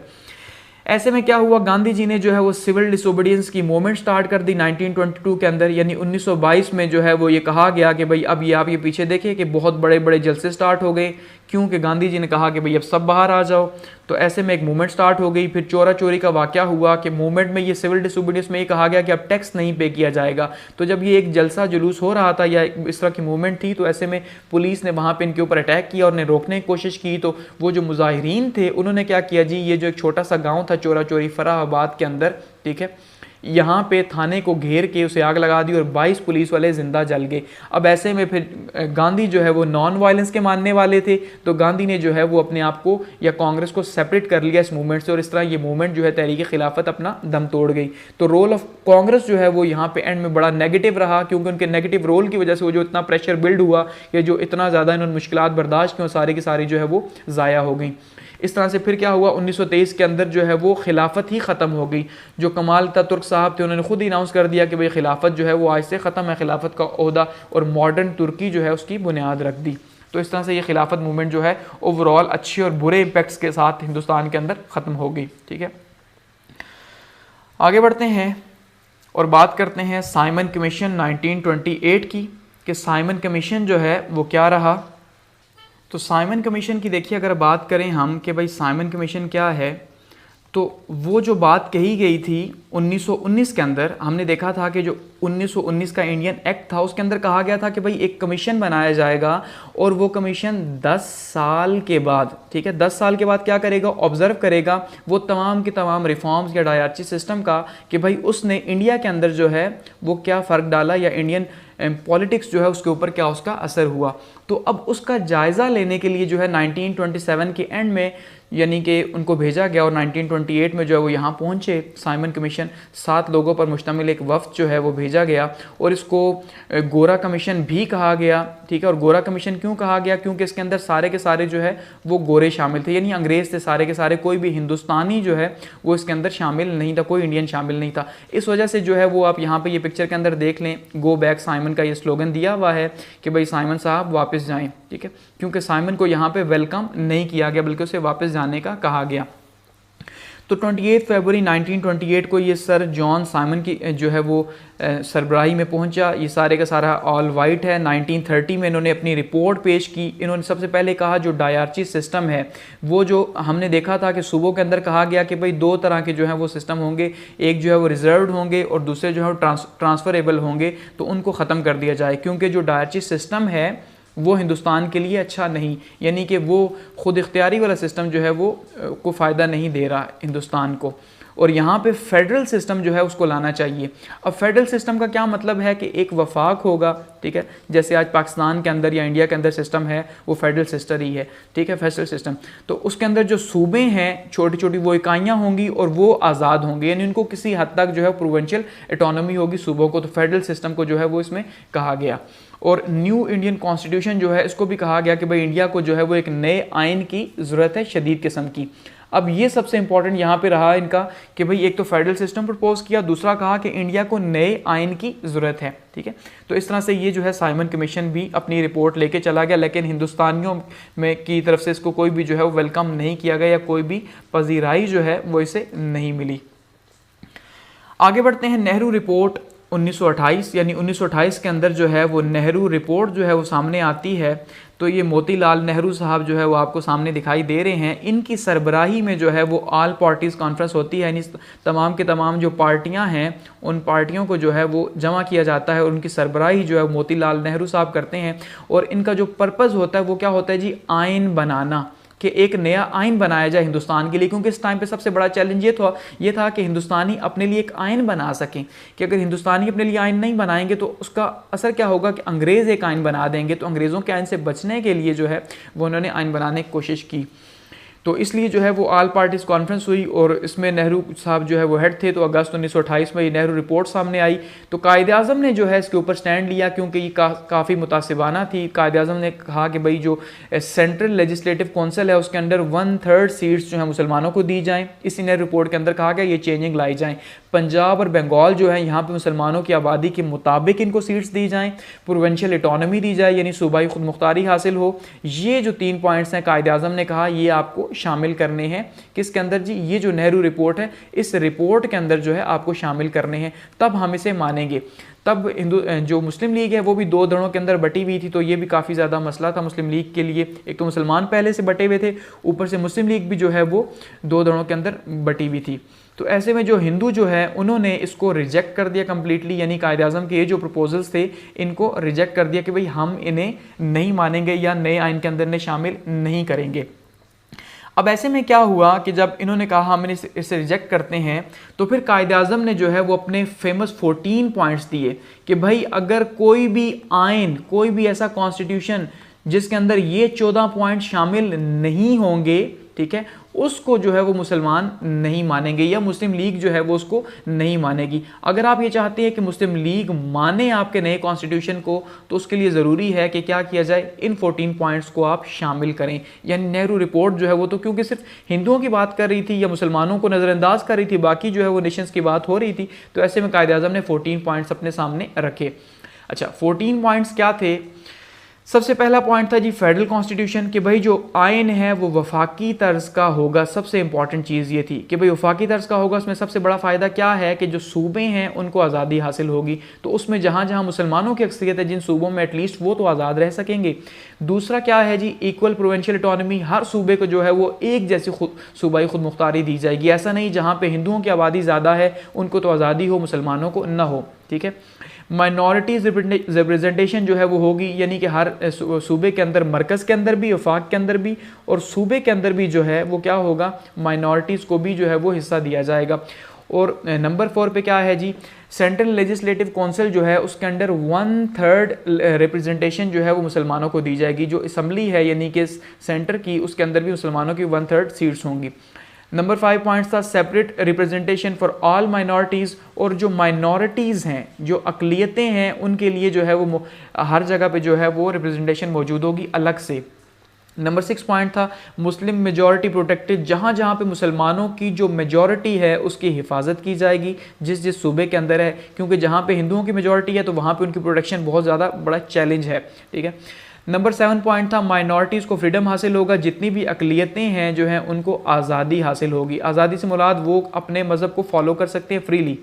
फिर कहा कोई भी जो बिल है अगर कोई माइनॉरिटी पेश करती है तो उसको 1/3 जो है वो पास करेंगे तब वो बिल पास होगा, अदरवाइज पास नहीं हो सकता। सिंध जो है उसको मुंबई से सेपरेट करके एक सूबा बनाया जाए। सबसे इंपॉर्टेंट ये कहा KPK और बलूचिस्तान को भी जो है वो सूबों का इख्तियार दिया जाए। KPK जो शुमाल मगरबी सरहदी सूबा था उस टाइम पे NWFP जिसको कहा जाता था, ठीक है।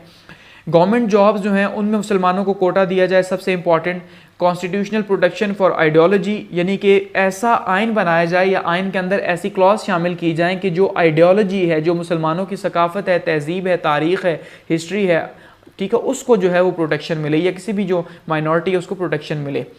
नंबर 13 था 1/3 representation in minority minister centres और प्रोविंसेस के अंदर, ठीक है, कि 1/3 जो है मिनिस्टर्स जो हैं उनको मिनिस्टर्स मुसलमानों के होंगे, यानी कि सेंटर के अंदर भी और सूबे के अंदर भी। जो सूबे हैं वहाँ पे भी और सेंटर जो है वहाँ पे भी जो है वो 1/3 जो मिनिस्ट्रीज़ हैं मुसलमानों के पास होंगी।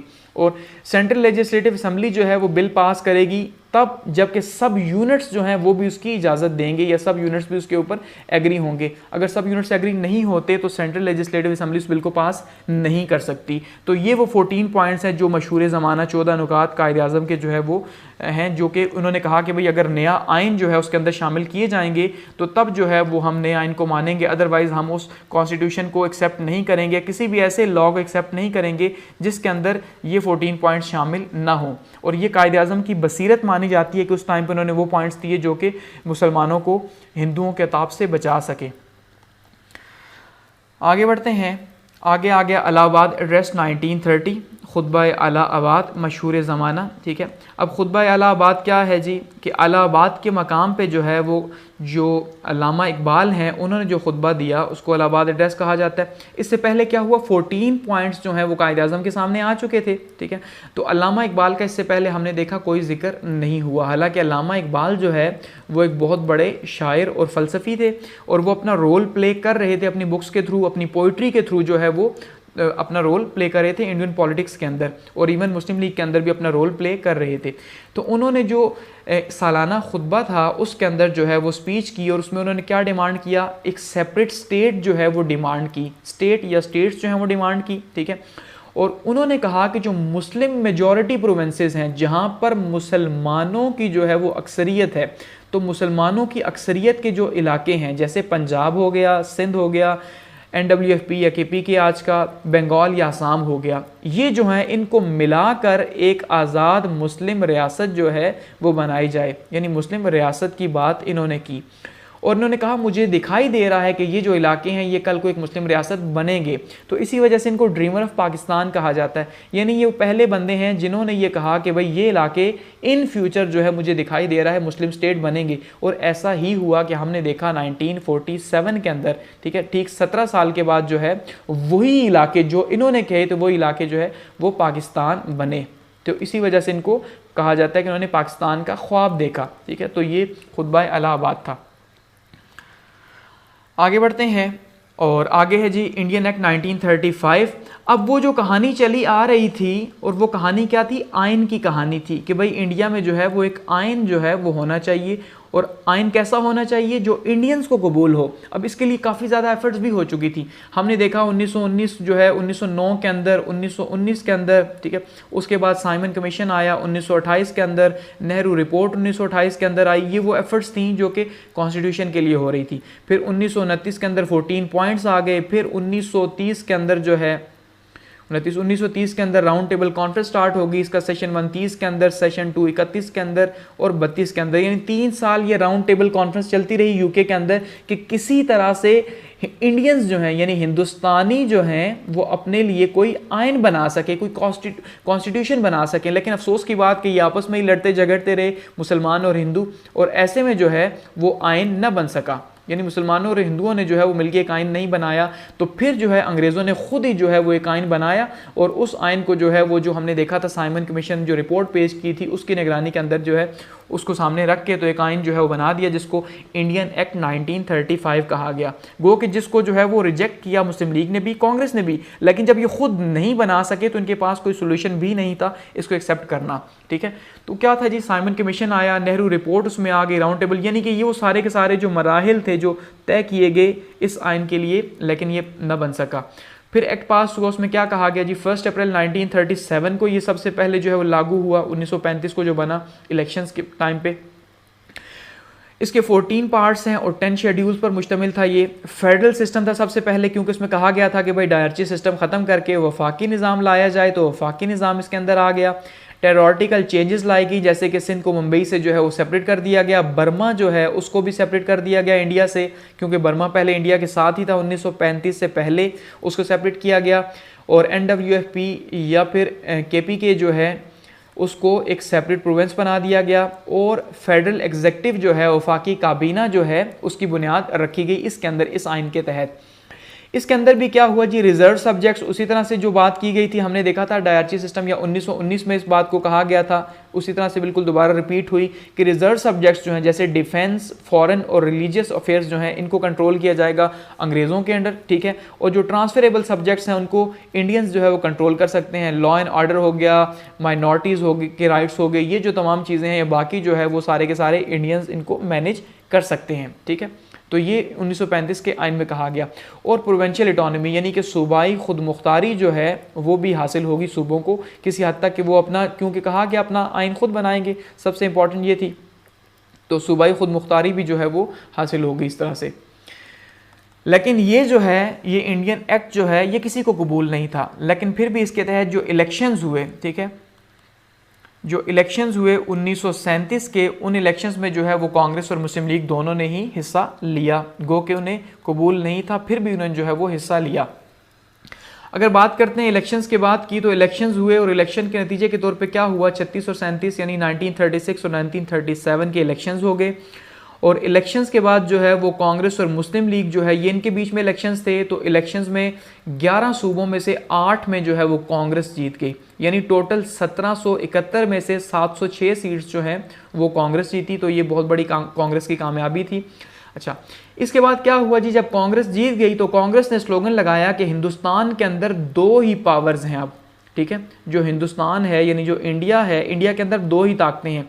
उन्होंने झंडे लगा दिए हर जगह पे, एक साइड पे तिरंगा लगाया 3 कलर्ड फ्लैग और दूसरी साइड पे ब्रिटिश जो है वो क्राउन का झंडा था, यानी कि एक साइड पे ब्रिटिश है और दूसरी साइड पे कांग्रेस है। तो मुसलमान जो है, मुसलमान नाम की कोई चीज़ अब यहाँ पे नहीं, क्योंकि अगर होते तो वो यहाँ पे जीतते, क्योंकि मुसलमान भी जो है वो कांग्रेस को ही एक बड़ी तादाद के अंदर सपोर्ट कर रहे थे, हमने ये देखा था, ठीक है। तो ऐसे में जो मुस्लिम लीग है, ख़ास करके मुस्लिम लीग को ये कहा गया कि भाई मुस्लिम लीग आज से जो है वो उसका कोई वजूद नहीं, क्योंकि वो हार चुकी है। तो फिर कांग्रेस मिनिस्ट्रीज़ बनी इसके ऊपर। अब जब कांग्रेस मिनिस्ट्रीज़ बनी 2.5 साल के लिए, तो ऐसे में कांग्रेस ने क्या किया, मुजालिम की इंतहा कर दी, ठीक है जी। कांग्रेस ने क्या किया, मुसलमानों के ऊपर हर तरह का जुल्म ढाने की कोशिश की इन 2.5 सालों के अंदर। गाय की कुर्बानी पे पाबंदी लगा दी गई, हिंदी लैंग्वेज जो है उसको प्रमोट किया गया, संस्कृत को प्रमोट किया गया और जो उर्दू थी उसको ख़त्म किया गया। अजान के ऊपर पाबंदी लगा दी, कहीं पे भी आप अजान नहीं दे सकते। वंदे मातरम का तराना जो है वो मुसलमान बच्चों से भी पढ़ाया जाता, जिसके अंदर ऐसे अल्फाज होते जो कि इस्लाम की ग्रेस के ख़िलाफ़ थे। सबसे इंपॉर्टेंट वारदा स्कीम स्टार्ट की गई, ठीक है, मुसलमान नौजवानों को जो है उनको चेंज करने के लिए गांधी साहब ने स्टार्ट की, इसके हेड थे। विद्या मंदिर स्कीम स्टार्ट की गई कि भाई दोबारा से जो है वो इंडिया को जो है वो विद्या मंदिर यानी उनकी जो सकाफ़त है उसको प्रमोट किया जाए, जो उनका कल्चर है उस कल्चर को प्रमोट किया जाए। ऐसे में 3 कलर्ड फ्लैग जो था उसको लहराया गया और मस्जिदों के अंदर जो है वो सूअर छोड़े गए, नमाज के टाइम पे बाहर ढोलक बजाया गया और हर तरह से मुसलमानों की जो शॉप्स थी, ठीक है, उन शॉप्स का जो दुकानें वगैरह थी उनका बाइकआउट किया गया, उनके कारोबार का बाइकआउट किया गया। बहुत ज़्यादा यानी हर तरह से कोशिश की गई कि जहाँ जहाँ मुस्लिम लीग इन्वॉल्व है या मुसलमान हैं उनको नुकसान पहुँचाया जाए। गो के कांग्रेस के अंदर भी मुसलमान थे, ठीक है, फिर भी इसके बावजूद तो मुस्लिम लीग को भी जो है वो काफ़ी ज़्यादा इस टाइम पर टॉर्चर किया गया, लेकिन फिर भी मुस्लिम लीग जो है मुसलमानों के लिए काम करती रही और उन्हें एहसास दिलाती रही। फिर क्या हुआ जी, कांग्रेस की हुकूमत ख़त्म हो गई। अब ख़त्म कैसे हुई कांग्रेस की हुकूमत, वर्ल्ड वॉर सेकंड स्टार्ट हो गई 1939 के अंदर। फिर वही हुआ कि अलाइज के अंदर जो है वो अलाइज पावर्स एक साइड पे थी, जिसमें जो है वो ब्रिटिश जो थे वो उनके हेड थे। तो बरतानवी गवर्नमेंट जो थी वो उस टाइम पे जंग में मसरूफ़ थी। तो ऐसे में क्या हुआ कि वो कॉन्स्टिट्यूशनल चेंजेस जो हैं वो लाना चाहती थी। तो हुआ ये कि जो कांग्रेस थी उसने सोचा कि ये बेहतरीन टाइम है अंग्रेज़ों को यानी कि बरतानवियों को ब्लैकमेल करने का। अगर इस टाइम पे ब्रिटिश गवर्नमेंट को प्रेशराइज़ किया जाए तो वो यहाँ पे सेल्फ रूल के लिए मान सकते हैं और इंडिया को छोड़ सकते हैं। तो ऐसे में उन्होंने एडमिनिस्ट्रेटिव काउंसिल की डिमांड की कि भाई एडमिनिस्ट्रेटिव काउंसिल इंडिया के अंदर बनाई जाए और साथ में कॉन्स्टिट्यूशनल चेंज की जो है बात की। तो ऐसे में उन्होंने कहा कि अगर आप ये बात नहीं मानेंगे तो हम आपको वर्ल्ड वॉर सेकेंड के अंदर सपोर्ट नहीं करेंगे, ये कांग्रेस ने कहा। लेकिन ब्रिटिशर्स जो है उस टाइम पे क्योंकि वर्ल्ड वॉर सेकंड स्टार्ट हुई थी, अपने आप को काफ़ी पावरफुल समझ रहे थे, तो उन्होंने जो है रिजेक्ट कर दिया, उन्होंने मानने से इनकार कर दिया। फिर नतीजा क्या हुआ, कांग्रेस ने जो है वो रिज़ाइन कर दिया। जब कांग्रेस ने रिज़ाइन किया तो कायदे आज़म ने मुसलमानों को उस टाइम पे योम निजात मनाने को कहा, यानी डे ऑफ डिलीवरेंस जो है वो 22 दिसंबर 1939 को जो है वो मनाया गया, योम निजात, कि भाई शुक्र करो आपकी कांग्रेस से जान छूटी। अब यहाँ पे सबसे इंपॉर्टेंट चीज़ ये है कि ये फर्स्ट टाइम था पिछले 800 सालों के बाद, 800 साल मुसलमान हुकूमत करते रहे, तो 800 सालों के बाद जो है वो कांग्रेस को या हिंदुओं की बात की जाए तो हिंदुओं को मौका मिला मुसलमानों के ऊपर रूल करने का। इस वजह से उन्होंने अब उनके दिमाग में तो यही था कि उन्होंने अब कसर निकालनी है कि वो जो मुसलमान इतना रूल इनके ऊपर करते रहे, तो उन्होंने मुजालिम तोड़े और फर्स्ट टाइम इनको मुसलमानों के ऊपर 800 साल के बाद रूल करने का मौका मिला, सबसे इंपॉर्टेंट, ठीक है। इस वजह से उन्होंने मुजालिम की इंतहा कर दी। अब ऐसे में क्योंकि अब ये जो 2.5 साल थे ये मुसलमानों के लिए जैसे गुजरे ये तो मुसलमान जानते थे, इस वजह से मुसलमानों को भी अब जो है वो रियलाइज़ हो गया कि भाई अगर हिंदुस्तान के अंदर जो है वो मुसलमानों की कोई जमात है, ठीक है, हिंदुस्तान के अंदर, तो वो मुस्लिम लीग ही है, ना कि जो कांग्रेस के मुसलमान हैं। फिर भी बहुत बड़ी तादाद में लोग सपोर्ट कर रहे थे कांग्रेस को, लेकिन फिर भी एक बड़ा तबका जो है वो मुस्लिम लीग को उसने ज्वाइन किया। किस वजह से ज्वाइन किया? सिर्फ इस वजह से कि कांग्रेस ने बहुत ज़्यादा मुजालिम ढाए थे। आगे बढ़ते हैं, लाहौर रेजोल्यूशन की बात करते हैं। करारदाद लाहौर, करारदाद लाहौर क्या है? लाहौर के मंटो पार्क के अंदर 23 मार्च 1940 को जो रेजोल्यूशन पास की गई उसको लाहौर रेजोल्यूशन या करारदाद लाहौर कहा जाता है। अब हुआ ये कि जब कांग्रेस का रूल एंड हो गया 1939 के अंदर, अब जब कांग्रेस रूल एंड हुआ तो ऐसे में क्या हुआ कि जो एनुअल सेशन था मुस्लिम लीग का, उसका इजलास था 22 और 23 मार्च को 1940 को लाहौर के अंदर, ठीक है। लाहौर के इकबाल पार्क या मंटो पार्क के अंदर जो है वो इसने मुनक्किद होना था। लेकिन इससे पहले एक ट्रेजिडी हो गई, और ट्रेजिडी क्या हुई कि खाकसार अलमिया जो है वो हो गया। अब खाकसार एक जो है वो नीम फौजी तंजीम थी, या आप इसको मान लें कि ये स्काउट्स थे, ठीक है। अब ये स्काउट्स जो थे इनकी अपनी जो है वो यूनिफॉर्म थी, तो यूनिफॉर्म जो है ये यूनिफॉर्म पहनते थे। तो अंग्रेज़ जो थे उन्होंने वर्ल्ड वॉर सेकंड के अंदर जो है वो पाबंदी लगाई हुई थी कि भाई कोई भी जो है वो हुकूमत के अलावा कोई भी ऐसी यूनिफॉर्म नहीं पहनेगा, इस तरह की कोई भी मूवमेंट नहीं चलेगी। लेकिन फिर भी उन्होंने इसको मानने से इनकार किया, तो उन्होंने फायरिंग खोल दी और 50 जो है वो लोग शहीद हो गए यहाँ पे। तो ऐसे में जो है वो लाहौर के हालात बहुत ज़्यादा, या पंजाब के हालात काफ़ी ख़राब हो गए। तो बहुत से लोगों ने कायद-ए-आज़म को मशवरा दिया कि आप जो है वो लाहौर का ये जलसा मनसूख कर दें, लेकिन उन्होंने क्या किया, उन्होंने इनकार कर दिया और वो जो है वो हॉस्पिटल चले गए इन लोगों को देखने। तो ऐसे में क्या हुआ कि एक जो है हमदर्दी का एलिमेंट भी शामिल हुआ, और जब ये जो कॉन्फ्रेंस है ये मुनक्किद हुई, या एनुअल सेशन जो है मुनक्किद हुआ, तो इसके अंदर बहुत बड़ी तादाद में यानी 1 लाख से ज़ायद लोग जो है उसने शिरकत की, और बाज़ के मुताबिक 5 लाख लोगों ने जो है वो शिरकत की इसके अंदर, सिर्फ इसलिए कायद-ए-आज़म ने जो वहाँ पे एक तो हमदर्दी दिखाई और दूसरा वो पीछे नहीं हटे ऐसे हालात के अंदर भी।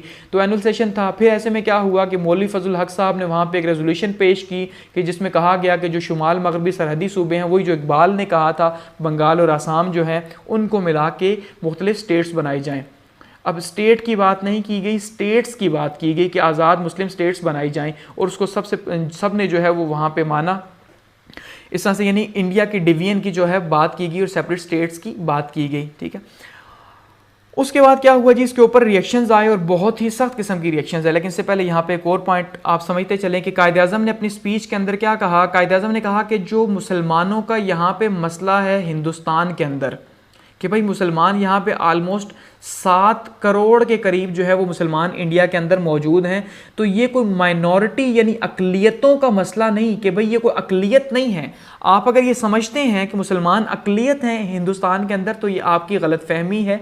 मुसलमान अक़लियत नहीं, बल्कि ये एक इंटरनेशनल इशू है। और इंटरनेशनल इशू क्या है कि मुसलमान 7 करोड़ के करीब हैं, ये एक पूरे का पूरा वतन है, ये एक पूरे का पूरा मुल्क बना सकते हैं। इसलिए आपको इसको सोचना होगा और मुसलमानों को एक अलग से होमलैंड देना होगा, उनको सेपरेट स्टेट्स देनी होंगी। तो ये सबसे इंपॉर्टेंट यहाँ पे फर्स्ट टाइम यानी कायद-ए-आज़म ने इस बात के ऊपर उजागर किया कि भाई ये मुसलमान एक वतन है, कोई माइनॉरिटी नहीं है।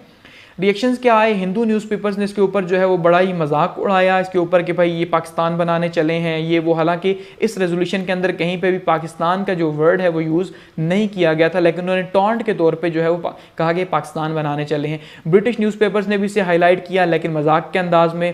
राजगोपालाचार्य साहब जो थे उन्होंने जो है ये कहा कि ये बिल्कुल वैसे ही है जैसे कि एक गाय हो और 2 भाइयों की उसके ऊपर लड़ाई हो जाए, वो उसको आधा आधा काट लें, ठीक है, यानी गाय को 2 हिस्सों में काट लें। कांग्रेस के जो मुसलमान थे वो इससे खुश नहीं थे, क्योंकि कांग्रेस के मुसलमान मुत्तहिदा हिंदुस्तान की बात करते थे, तकसीम की बात नहीं करते थे। मौलाना अब्दुल कलाम आज़ाद के साथ जो थे तो उन्होंने जो है वो इसको नहीं माना। जो मुस्लिम लीग के मुसलमान थे उन्होंने जो है वो इसकी तौसीक की, से माना कि भाई हाँ जी हम मानते हैं, हम कायद-ए-आज़म के साथ खड़े हैं या मुस्लिम लीडर्स के साथ खड़े हैं कि हमें सेपरेट स्टेट दी जाए। अब अगर बात की जाए इसकी इंपॉर्टेंस की, तो हिस्ट्री के अंदर बहुत ज़्यादा जो है वो इसकी इंपॉर्टेंस मानी जाती है हिस्टोरिकली। क्यों? क्योंकि ये वो टर्निंग पॉइंट था कि जहाँ से जो है मुसलमानों को या मुस्लिम लीग को ख़ास करके एक डायरेक्शन मिली, एक वाज़ेह डायरेक्शन कि उन्होंने करना क्या है। इससे पहले तो उनकी स्ट्रगल थी मुसलमानों के राइट्स के लिए कि मुसलमानों को उनके राइट्स मिले, लेकिन अब स्ट्रगल क्या थी, एक अलग से एक वतन बनाने की स्ट्रगल थी, एक होमलैंड बनाने की स्ट्रगल थी, जो हमने देखा 7 साल के बाद जो है वो कंप्लीट हुई 47 के अंदर। तो इसलिए एक डायरेक्शन मिली, तो ये एक बहुत इंपॉर्टेंट टर्निंग पॉइंट था हिस्ट्री के अंदर, ठीक है। आगे बढ़ते हैं और आगे बात करते हैं क्रिप्स मिशन की। Cripps mission 1942। अब क्रिप्स मिशन क्या था कि वर्ल्ड वॉर सेकंड जो है वो चल रही थी 1939 टू 1935। तो ये इस टाइम पे अपने ज़ोरों के ऊपर थी, और जो जापान था वो भी वर्ल्ड वॉर सेकंड में शामिल हो चुका था, और ये बरतानिया के अगेंस्ट में था। तो बरतानिया के अगेंस्ट में था, तो हुकूमत बरतानिया की जो है वो जिन जिन इलाकों के ऊपर, या ख़ास करके हिंदुस्तान के ऊपर और बर्मा के ऊपर हिंदुस्तान में ब्रिटिश गवर्नमेंट थी। तो इसलिए जो जापान था उसने जो है वो आहिस्ता आहिस्ता बढ़ना शुरू कर दिया था बर्मा की तरफ, और बर्मा को क्रॉस करके उसका अगला टारगेट इंडिया था। तो ऐसे में जो है वो फिर अब इंडियन सपोर्ट बहुत ज़्यादा ज़रूरी थी, क्योंकि जो कांग्रेस थी वो ये चाहती थी कि अगर जापान आएगा इंडिया के अंदर तो ये जापान को सपोर्ट करेंगे। क्यों? क्योंकि अंग्रेज़ों को इन्होंने यहाँ से निकालना है, इसलिए जापान को सपोर्ट करेंगे। तो इसलिए अब अंग्रेज़ों ने ये देखा, यानी कि ब्रिटिश गवर्नमेंट ने ये देखा कि अब जो है वो हिंदुस्तानियों की सपोर्ट जो है वो बहुत ज़्यादा इम्पॉर्टेंट है इस वर्ल्ड वॉर सेकंड में, और इस वर्ल्ड वॉर सेकंड को जीतने के लिए। तो उन्होंने क्या किया जी, उन्होंने एक जो है वो मिशन भेजा 3 अफराद पर मुश्तमिल, जिसको जो है वो हेड किया सर स्टीफर्ड क्रिप्स ने। और ये मिशन जो है 24 मार्च 1942 को जो है वो इंडिया पहुंचा, और इसने जो है वो अपने प्रपोजल जो है पहले पॉलिटिकल पार्टी से मीटिंग की और उसके बाद अपने प्रपोजल सामने रखे ताकि किसी तरह से इंडियंस की जो है वो हिमायत हासिल की जा सके। तो प्रपोजल्स क्या थे, आप यहाँ पे सबसे पहले प्रपोजल्स को देखें। सबसे पहले कहा गया जी कि जो वॉर है जब वो ख़त्म होगी, यानी जंग जो है वो ख़त्म होगी, तो उसके ख़ात्मे पे एक लेजिस्लेटिव काउंसिल जो है, कानून साज असम्बली जो है वो इस्टेब्लिश की जाएगी या उसका क़याम अमल में लाया जाएगा। और जो कानून साज असम्बली है उसके जो अरकान हैं उनका इंतखाब जो है वो प्रोविंशियल असम्बली से किया जाएगा, और ये जो प्रोविंशियल असम्बली से किया जाएगा तो उसके बाद ये अपना नया कॉन्स्टिट्यूशन भी बना सकती हैं। यानी ये जो असम्बली होगी कानून साज असम्बली, ये अपना आइन भी बना सकेगी, यानी हिंदुस्तानियों को आइन बनाने का इख्तियार दिया गया। और जो रॉयल स्टेट्स हैं, शाही रियासतें, वो भी जो है वो इसमें शामिल हो सकती हैं अपनी मर्ज़ी के साथ, शाही रियासतें। और इंडिया को जो है वो एक डोमिनियन का स्टेटस दिया जाएगा, यानी आज़ाद कर दिया जाएगा, एक ऐसा स्टेटस डोमिनियन का कि जिसके कुछ इख्तियारात तो ब्रिटिश गवर्नमेंट के पास होंगे, बाकी जो है उनको आज़ाद, यानी अपना आइन वो बना सकेंगे। डिफेंस रिस्पॉन्सिबिलिटी जो है जब तक जंग ख़त्म नहीं होती वो तब तक जो है वो ब्रिटिश गवर्नमेंट की ही होगी, ठीक है। उसके बाद प्रोविंशियल इलेक्शंस जो है वो वॉर के बाद करवाए जाएंगे, सूबाई इलेक्शंस भी होंगे, ठीक है। और या तो आप इसे कम्प्लीटली एक्सेप्ट कर सकते हैं या जो है वो कम्प्लीटली रिजेक्ट कर सकते हैं, ये कहा गया इन प्रपोजल्स के अंदर। अब इन प्रपोजल्स के ऊपर रिएक्शन क्या आया? कांग्रेस का रिएक्शन था, कांग्रेस की जो वर्किंग कमेटी थी 2 अप्रैल 1942 को उसका इजलास हुआ। उन्होंने कहा जी हमें इन प्रपोजल से पाकिस्तान की बू आती है या पाकिस्तान बनता दिखाई देता है, ठीक है, तो इसलिए हम इनको नहीं मानेंगे। प्रोविंशियल फ्रीडम जो है इन्हें बिल्कुल काबिल कबूल नहीं था, क्योंकि इस तरह से मुसलमान जो है, मुस्लिम स्टेट्स जो हैं जहाँ जहाँ पे मुसलमानों की अक्सरियत थी, तो इसका मतलब वो तो अक्सरियत में वहाँ जुदा हो सकते थे, इसलिए उन्होंने कहा कि भाई हमें ये कबूल नहीं। तो इंडियन फ्रीडम वो चाहते थे कि हिंदुस्तान को जो है वो आज़ादी मिले। असल में उनका पर्पस भी यही था कि उन्होंने कहा अगर हमने इनको एक्सेप्ट कर लिया तो उसका मतलब वो जो हमने प्रेशर बिल्ड किया है 2 साल पहले या 3 साल पहले जब हमने कांग्रेस की मिनिस्ट्री से रिज़ाइन किया था, तो फिर उसका प्रेशर का कोई फ़ायदा नहीं होगा। इसलिए वो चाहते थे कि इस टाइम पर कोई भी बात जो है वो एक्सेप्ट ना की जाए, बल्कि इनको कहा जाए ये यहाँ से छोड़ के जाएँ और हम सेल्फ रूल यहाँ पर करें। तो गांधी का रिस्पांस क्या था कि भाई ये एक आउटडेटेड चेक है, यानी ये एक वो ऐसा चेक है जो अब जो है ना जिसकी डेट निकल चुकी है, तो अब आप मेहरबानी करके इसको हमें ना बताएं। मुस्लिम लीग का रिएक्शन क्या था? मुस्लिम लीग ने भी इसे रिजेक्ट किया, क्योंकि हमें इसमें पाकिस्तान बनता दिखाई नहीं दे रहा। यानी कांग्रेस ने कहा हमें पाकिस्तान बनता दिखाई दे रहा है, मुस्लिम लीग ने कहा हमें बनता दिखाई नहीं दे रहा।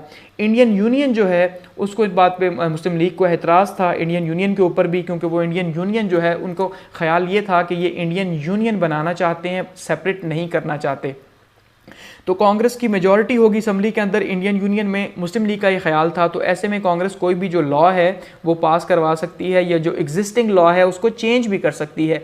तो इसलिए ये जो है मुस्लिम लीग को भी काबिल कबूल नहीं था। तो इस तरह से जो क्रिप्स मिशन था वो भी यानी कि फेल हो गया। आगे बढ़ते हैं और बात करते हैं क्विट इंडिया मूवमेंट की। 1942 में ही जो है ये जो क्रिप्स मिशन आया, तो क्रिप्स मिशन जब नाकाम होकर वापस चला गया तो क्विट इंडिया मूवमेंट स्टार्ट होगी।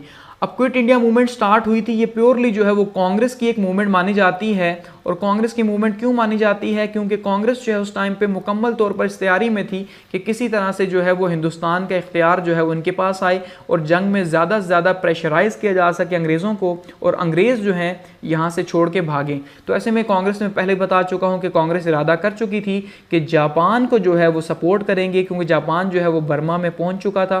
तो ऐसे में उनका ख्याल यही था, और कांग्रेस जो है वो एक आज़ाद हिंद फौज जो है वो भी बना रही थी जापानियों की मदद से, जो कि वो फौज जो थी वो किसके खिलाफ? अंग्रेज़ों के खिलाफ जो है वो लड़ेगी। तो इनका ख्याल ये था।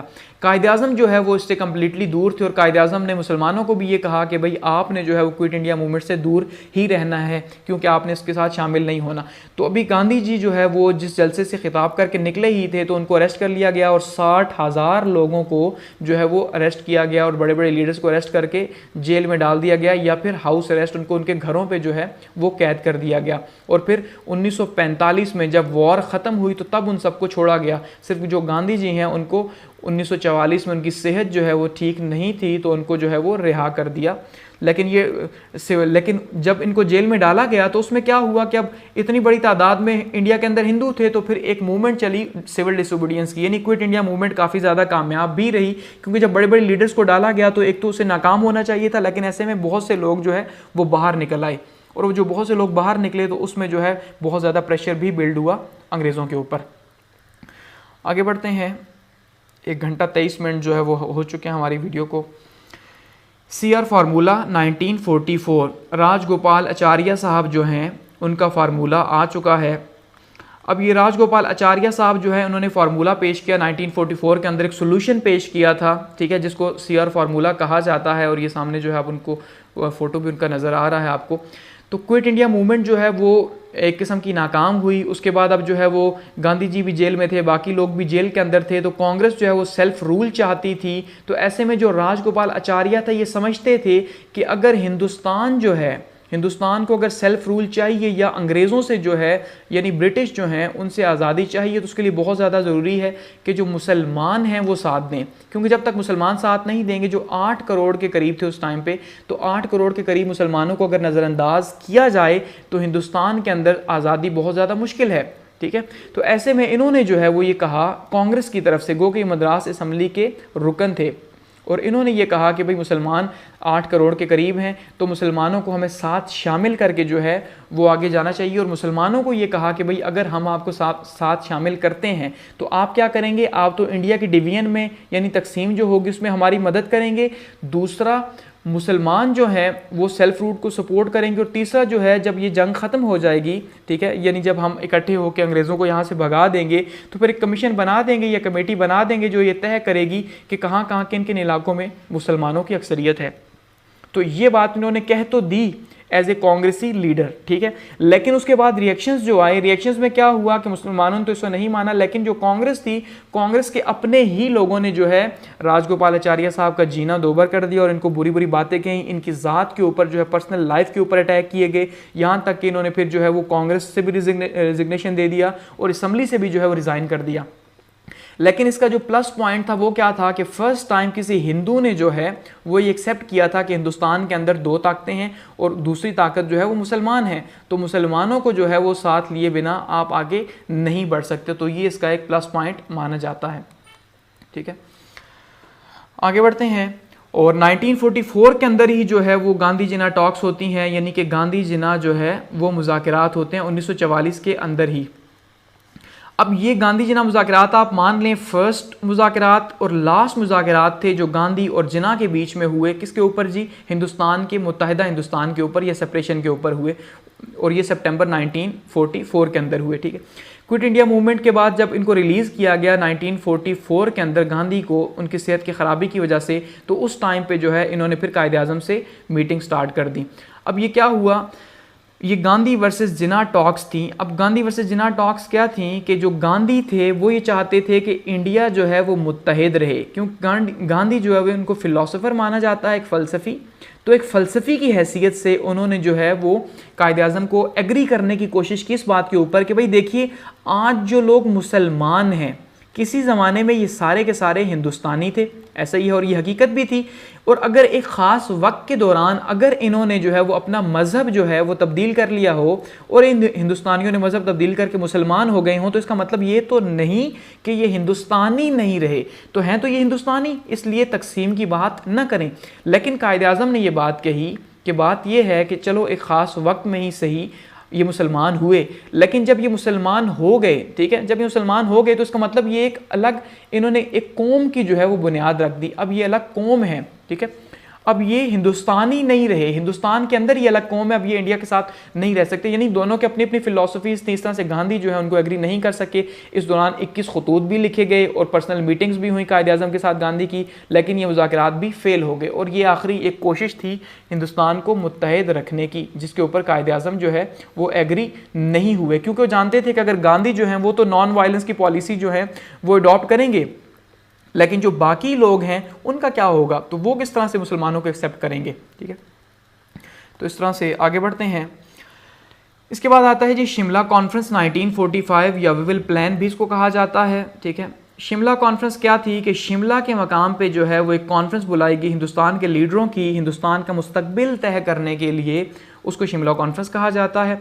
वर्ल्ड वॉर सेकेंड एंड हो चुकी थी 1945 के अंदर, ऐसा ही है जी। 1939 में जो स्टार्ट हुई थी। अब जब वर्ल्ड वॉर सेकेंड एंड हुई, और एंड कैसे हुई कि जापान जो है उसको शिकस्त हो गई, दूसरी साइड पे जो जर्मनी है उसको भी शिकस्त हो गई, और अलाइड पावर्स जो हैं दोबारा से जीत गई, यानी कि बरतानवी हुकूमत जो है वो कामयाब रही। मगर बरतानवी हुकूमत कामयाब तो रही, लेकिन उसे जंग में जो है वो बहुत ज़्यादा नुकसान का सामना करना पड़ा 6 साल की जंग के अंदर।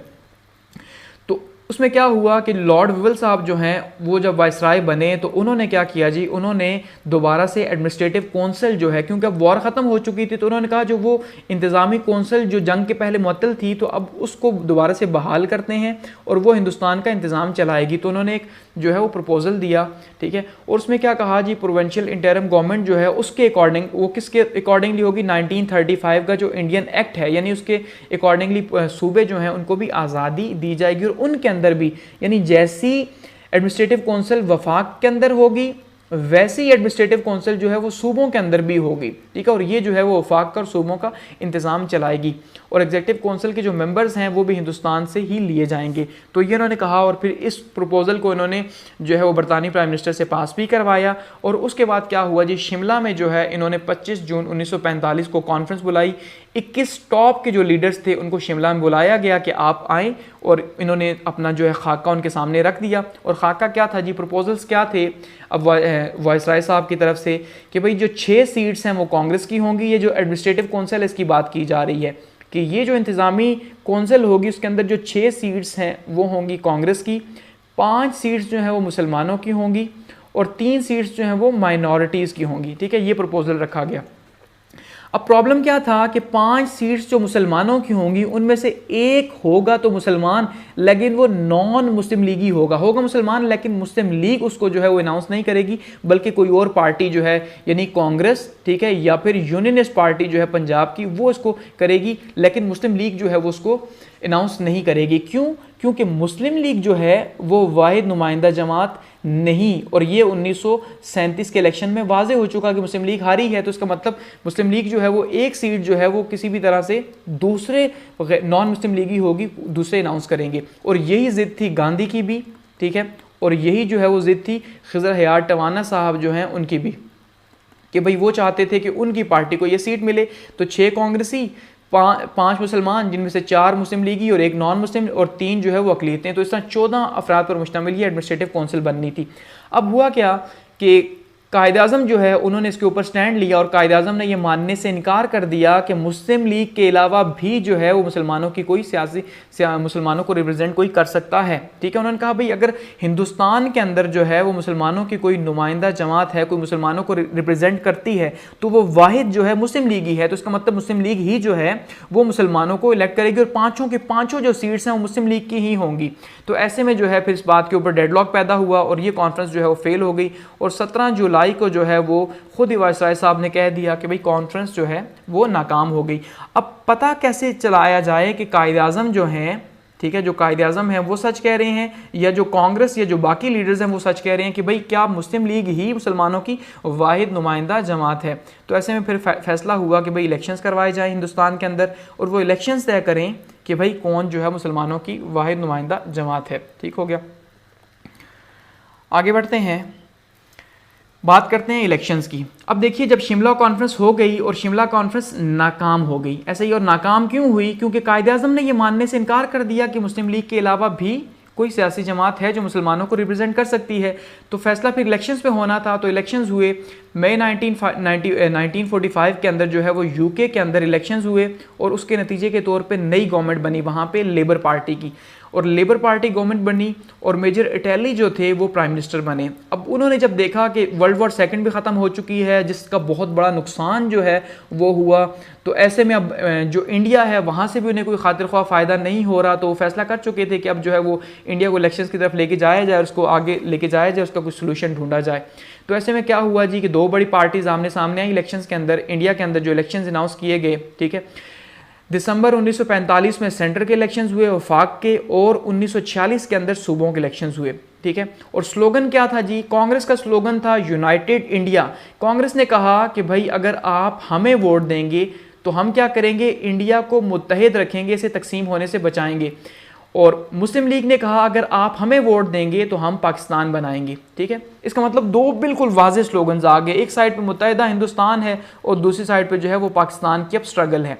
तो अब मुसलमानों को फैसला करना था कि उन्हें पाकिस्तान चाहिए या मुत्तहिदा हिंदुस्तान चाहिए। अब क्योंकि हम जानते हैं कि मुसलमान जब 1937 के इलेक्शंस हुए थे तो उसमें उन्होंने कांग्रेस को वोट किया था, यानी मुत्तहिदा हिंदुस्तान को, और मुत्तहिदा हिंदुस्तान को वोट करने का नतीजा उन्होंने 2.5 साल भुगता था, और 2.5 साल उन्होंने देखा था कि कैसा था मुत्तहिदा हिंदुस्तान। इसलिए वो फैसला कर चुके थे कि इस बार जो है वो पाकिस्तान होगा, ठीक है। तो अब 100 सीट्स थी। सेंटर जब इलेक्शन हुए सेंटर के वफाक के, तो 100 सीट्स थी टोटल। 100 में से 30 सीट्स थी मुसलमानों की, और 30 की 30 सीट्स मुसलमान जीत गए। ये एक बहुत बड़ी कामयाबी थी, यानी कि 100% 100% जो रिजल्ट है सेंटर के अंदर वो मुसलमानों के हक में रहा। कांग्रेस की जो सीट्स थी उनमें से उसने 57 सीट्स जो हैं वो 63 के अंदर जो है 63 टोटल थी, उसमें से 57 सीट्स जीती। यानी कांग्रेस ने 100% कामयाबी हासिल नहीं की, लेकिन मुस्लिम लीग ने 100% कामयाबी हासिल की, और 86.6% जो है ये रिजल्ट की रेशो रही मुस्लिम लीग की।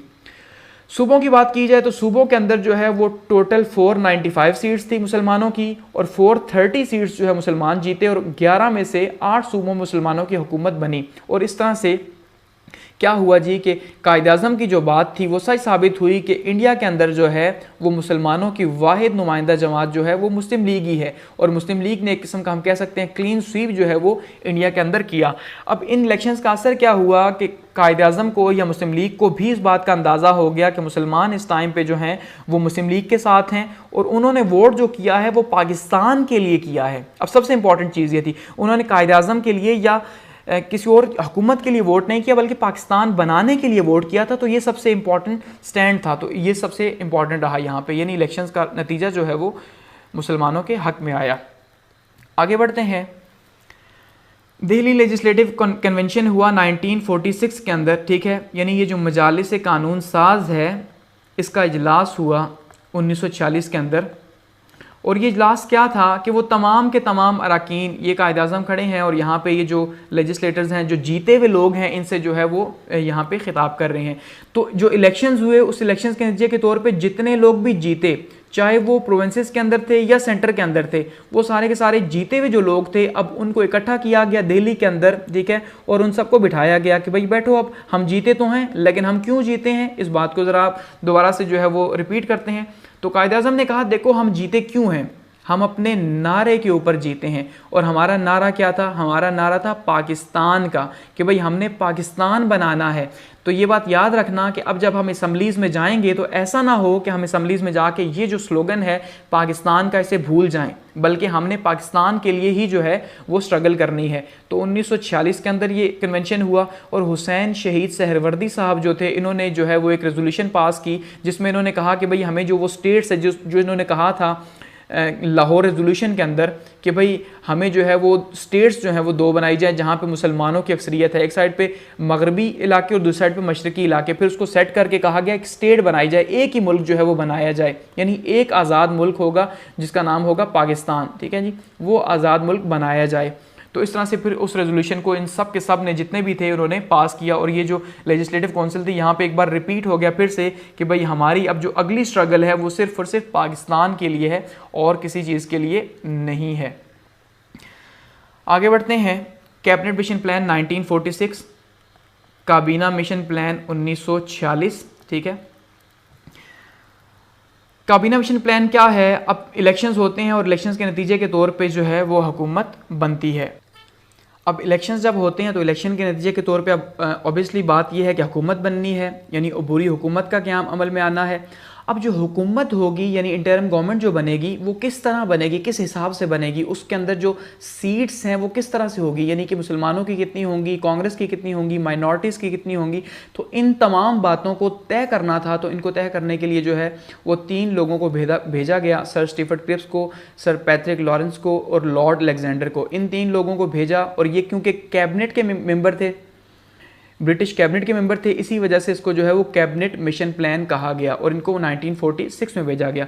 यानी ये 24 मार्च 1946 को आए और इन्होंने जो है वो पॉलिटिकल पार्टी से पहले डायलॉग्स किए कि भाई उनकी राय जान सकें कि किस तरह से जो है वो यहाँ पे क्या सोचते हैं, किस तरह से हुकूमत बनेगी।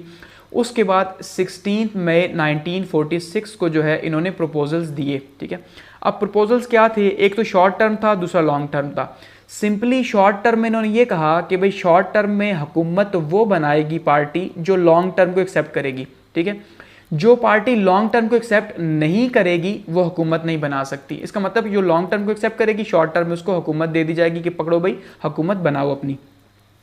सबसे पहली बात कही गई यूनियन ऑफ इंडिया बनाया जाएगा, यानी कि इंडिया जो है उसको जो है वो वफाक के तहत चलाया जाएगा। तो ये जितने भी हैं उनको यूनियन बनाया जाएगा और इस यूनियन को 3 ग्रुप्स में तकसीम किया जाएगा, ए, बी और सी। ए जो है उसके अंदर जो मुसलमान हैं, मुसलमानों के जो मगरबी इलाके हैं यानी कि पंजाब, सिंध, बलूचिस्तान और केपी के, ये शामिल होंगे। बी के अंदर हिंदू अक्सरियती इलाके शामिल होंगे। ठीक है जी, जो सेंट्रल प्रोविंसेस होंगे। और सी के अंदर जो है वो मशरकी मुसलमानों के इलाके यानी कि बंगाल और आसाम जो है, बंगाल और आसाम ये शामिल होंगे। ठीक है, और इनको इस तरह से यानी ये 12 ग्रुप्स बनेंगे ए बी सी करके। अब उसके बाद कहा गया जी जो पावर है उसकी जो तकसीम है वो किस तरह से होगी कि उसमें सबसे इंपॉर्टेंट फॉरेन मिनिस्ट्री, टेलीकम्युनिकेशन और डिफेंस जो है ये तो रहेगा अंग्रेज़ों के पास। ठीक है, यानी कि ब्रिटिश गवर्नमेंट के पास ये रहेगा या सेंटर के पास रहेगा। और बाकी जो है प्रोविंशियल अथॉरिटी जो है वो भी दी जाएगी, सूबों को भी अथॉरिटी दी जाएगी कि सूबे भी खुद मुख्तार होंगे। ठीक है, सूबों को खुद मुख्तारी हासिल होगी। और 10 साल के बाद कोई भी सूबा अगर जुदा होना चाहे सेंटर से तो वो जुदा हो सकता है। ये एक बहुत ही बड़ा प्लस पॉइंट था कि 10 साल के बाद कोई सूबा भी जुदा होना चाहे मरकज़ से जुदा हो सकता है। और जो रॉयल स्टेट्स हैं वो भी शामिल होंगी इसके अंदर अपनी मर्ज़ी से, यानी कि जो शामिल होना चाहती हैं। तो इस तरह से इंटरिम गवर्नमेंट जो है वो अबूरी हुकूमत बनेगी। तो या तो आप इसे कम्प्लीटली एक्सेप्ट करेंगे या रिजेक्ट करेंगे। ठीक हो गया। तो ऐसे में क्या हुआ, जो इसके ऊपर रिएक्शंस आए उनको आपने समझना है। सबसे पहले मुस्लिम लीग जो है उसने इनको एक्सेप्ट कर लिया। उसने कहा जी हमें कबूल है। इसका मतलब क्यों? क्योंकि मुस्लिम लीग को इस बात पे कबूल था कि 10 साल के बाद जब कोई सूबा जुदा होना चाहे जुदा हो सकता है। इसका मतलब आज नहीं तो आज से 10 साल के बाद पाकिस्तान तो बन सकता है कि जहाँ पे मुस्लिम मेजॉरिटी है उन सूबों को हम अलग कर लेंगे। कांग्रेस ने एट फर्स्ट इसको रिजेक्ट कर दिया। ठीक है, कांग्रेस ने रिजेक्ट क्यों किया कि भाई 10 साल के बाद जुदा हो सकता है तो उसका मतलब फिर तो पाकिस्तान बन जाएगा। फर्स्ट में मुस्लिम लीग ने एक्सेप्ट किया, कांग्रेस ने रिजेक्ट किया। अब जो वाइसराय साहब थे उनका काम क्या था, जो उन्होंने प्रॉमिस किया हुआ था उसके अकॉर्डिंगली अब हुकूमत जो है वो मिलनी चाहिए थी मुसलमानों को। क्यों? कि मुसलमानों ने इसको कम्प्लीटली एक्सेप्ट किया था। लेकिन वाइसराय अपने वादे से फिरे और उन्होंने क्या किया जी, कांग्रेस को मनाने की कोशिश की और कांग्रेस को कहा कि भाई आप जो है वो शामिल हो जाएं। तो कांग्रेस ने बाद में जो है इसको एक्सेप्ट किया, क्योंकि कांग्रेस के जब सदर नेहरू साहब बने जुलाई के अंदर, तो नेहरू ने क्या कहा कि भाई देखो मेजॉरिटी तो हमारी होगी असम्बली के अंदर। जब असम्बली के अंदर हमारी मेजॉरिटी होगी तो हम ऐसा करेंगे, हम इस लॉ को चेंज कर देंगे जो 10 साल वाला है। तो इसमें कांग्रेस ने उसको एक्सेप्ट कर लिया बाद में। लेकिन फिर बाद में मुसलमानों ने जो है, मुस्लिम लीग ने जो है उसको रिजेक्ट कर दिया और डायरेक्ट एक्शन डे मनाया। किस बात के ऊपर? कि भाई जो वाइसराय है उसने जो है वो अपनी ज़ुबान पे कायम नहीं रहा, तो इस वजह से उन्होंने क्या किया जी, रास्त इक़दाम का दिन मनाया। अब ये जो डायरेक्ट एक्शन डे था, रास्त इक़दाम का दिन, इस दिन जो है वो दंगे फसाद हुए, बहुत ज़्यादा तोड़ फोड़ हुई, जलसे जुलूस हुई और उसके नतीजे के तौर पे बहुत ज़्यादा नुकसान हुआ इंडिया को। तो फिर जब देखा वाइसराय ने कि अगर अकेली कांग्रेस हुकूमत बनाएगी तो मुस्लिम लीग भी उसको चलने नहीं देगी, मुस्लिम लीग की बहुत बड़ी पावर है, तो उसने भी मुस्लिम लीग को फिर बैक हैंड पे राज़ी करने की कोशिश की। और एट दी एंड कायदे समझते थे कि अगर वो शामिल ना हुए हुकूमत के अंदर तो उन्हीं का नुकसान है। तो ऐसे में उन्होंने भी हामी भर ली और फिर इस तरह से वो भी हुकूमत में शामिल हो गए। और फिर इस तरह से जो है वो ये कैबिनेट मिशन हम ये मान सकते हैं कि ये कामयाब हो गया अपने मिशन के अंदर। और अब हम आगे देखेंगे कि मिनिस्ट्रीज़ जो हैं उनकी एलोकेशन किस तरह से हुई। अबूरी हुकूमत बनती है 1946 के अंदर जी, ठीक है। अबूरी हुकूमत जो है वो किस तरह से बनती है? अबूरी हुकूमत इस तरह से बनती है कि सबसे इंपॉर्टेंट उसमें रहा, लास्ट टॉपिक है जी हमारा जी 3 जून का मंसूबा, ठीक है जी। 3 जून का मंसूबा जो है इसको देखते हैं क्या है। अब देखिए, जब ये फैसला हो गया कि इंडिया को जो है वो डिवाइड करना है, और उसके कॉजेज़ क्या थे? एक तो फाइनेंस मिनिस्ट्री मुसलमानों के पास थी, तो मुसलमान और हिंदू जो है यानी कांग्रेस और मुस्लिम लीग आपस में उनकी लड़ाइयाँ बढ़ चुकी थी। दूसरा, मोतीलाल नेहरू साहब जो थे वो चाहते थे कैबिनेट का हेड उन्हें माना जाए, उसमें भी उन्हें मुश्किलात थी। लियाकत अली खान साहब ऐसा नहीं होने दे रहे थे। तीसरा, जो कॉलोनाइजेशन का पीरियड था वो एंड हो रहा था। अब ये सबसे की पॉइंट है, क्योंकि बाकी जो हैं वो तो छोटे पॉइंट्स हैं, लेकिन ये जो है ये एक प्राइमरी कॉज था कि कॉलोनाइजेशन क्या था कि ब्रिटिश जो थे, जो बरतानवी थे, उन्होंने क्या किया था कि भाई बाहर के मुल्कों में जाके छोटी छोटी कॉलोनीज बना ली थी, ठीक है, 16वीं सेंचुरी के बाद से। तो अब जब देखा उन्होंने कि अब वर्ल्ड वॉर सेकंड जो है वो एंड हुई 1945 के अंदर, तो ये वर्ल्ड वॉर सेकंड उन्हें बहुत ज़्यादा नुकसान पहुंचा गई, क्योंकि एक तरह से ये वर्ल्ड वॉर सेकंड वो हारते हारते जीते थे। क्योंकि अगर इस वर्ल्ड वॉर सेकंड के अंदर अमेरिका जो है वो यूएस रोल प्ले ना करता और एटम बम ना गिराता जापान के ऊपर, तो उसमें क्या होता कि उसमें इनके लिए बहुत मुश्किल था यूके के लिए कि वो इंडिया को बचा सकते जापानियों से। तो ऐसे में जो है वो तकरीबन हारा हुआ था, तो यूएस की वजह से जीता, तो खुद भी बहुत ज़्यादा नुकसान था। तो इसका मतलब अब जो कॉलोनाइजेशन का पीरियड था, अब जिन जिन मुल्कों से उनको फ़ायदा नहीं था उनको वो आज़ाद करते जा रहे थे। दूसरा सबसे इंपॉर्टेंट चीज़ कि अब खुद उनके लिए यानी कि बरतानिया के लिए जो है वो ख़ुद को मैनेज करना बहुत ज़्यादा मुश्किल हो रहा था कि वो जो शाही ज़माना था एक जो गुजरा था 200 या 400 ईयर्स का एक पीरियड गुजरा था, वो नहीं बचा था। तो इसलिए भी इन्होंने फैसला किया कि भाई अब जो है हम हिंदुस्तान को भी आज़ाद करेंगे। तो उन्होंने अनाउंस कर दिया कि भाई अब हिंदुस्तान को आज़ाद किया जाएगा। तो ऐसे में लॉर्ड माउंटबेटन साहब जो हैं उनको आखिरी वायसराय हिंदुस्तान का बनाकर भेजा गया। और माउंटबेटन साहब ने क्या किया जी, आखिरी कोशिश के तौर पर पॉलिटिकल जो पार्टीज़ थी उनसे मीटिंग्स की और उन्हें कहा कि भाई क्या आप मुत्तहिदा हिंदुस्तान के साथ रह सकते हो? तो सब ने तकरीबन इनकार ही किया, ठीक है, बड़े बड़े हिंदू लीडर्स को छोड़ के। ऐसे में फिर क्या हुआ कि उन्होंने फिर फैसला किया कि हिंदुस्तान को तकसीम कर दिया जाए। तो 3 जून प्लान के तहत क्या हुआ जी, कहा गया जी कि जो पंजाब है, पंजाब और जो बंगाल है, इन दोनों का अलग अलग इजलास बुलाया जाएगा इनकी असम्बलीज़ का, ठीक है, पंजाब असम्बली का और बंगाल असम्बली का। पहले यानी कि अलग अलग से मुराद हिंदुओं का और मुसलमानों का जो है वो अलग अलग से इजलास बुला के फैसला कराया जाएगा कि भाई मुसलमान बताएंगे क्या उन्हें पाकिस्तान के साथ शामिल होना है और हिंदू बताएंगे क्या उन्हें किसके साथ शामिल होना है। तो इस तरह से पंजाब और बंगाल जो है इनकी मुसलमानों की जो अक्सरियत थी उन्होंने फैसला किया कि उन्हें पाकिस्तान के साथ शामिल होना है। कहा गया सिंध का फैसला सिंध असम्बली करेगी, जिसका फैसला उन्होंने किया कि भाई उन्होंने पाकिस्तान के साथ शामिल होना है। बलूचिस्तान का फैसला कैसे होगा, तो कहा जी बलूचिस्तान का फैसला जो है वो उसकी म्यूनसिपल कमेटी और शाही जिरगा करेगा, क्योंकि उनका इख्तियार तो बलूचिस्तान का इख्तियार इनके पास था। तो इन्होंने फैसला किया कि भाई हम भी पाकिस्तान के साथ शामिल होंगे। खान अफकलात जो थे, माना जाता है कि वो कायद आज़म के बहुत अच्छे दोस्त थे। उसके बाद जी KPK का फैसला या NWFP जिसको उस टाइम पे कहा गया, तो NWFP का जो फैसला था वो था रेफरेंडम के थ्रू कि भाई रेफरेंडम के थ्रू फैसला होगा। तो रेफरेंडम में फैसला हुआ कि उन्होंने जो है वो पाकिस्तान के साथ शामिल होना है। उसके बाद जी कहा कि जो रॉयल स्टेट्स हैं, जो शाही रियासतें हैं, उनकी अपनी मर्ज़ी है कि वो अपनी मर्ज़ी से जिसके साथ भी शामिल होना चाहें शामिल हो सकती हैं। और जो कॉन्स्टिट्यूशन है ये अपना कॉन्स्टिट्यूशन भी बनाएंगी और अपने कॉन्स्टिट्यूशन के तहत अपनी हुकूमत को रन कर सकती हैं। तो बेसिकली तो 1935 का जो एक्ट था उसी को ही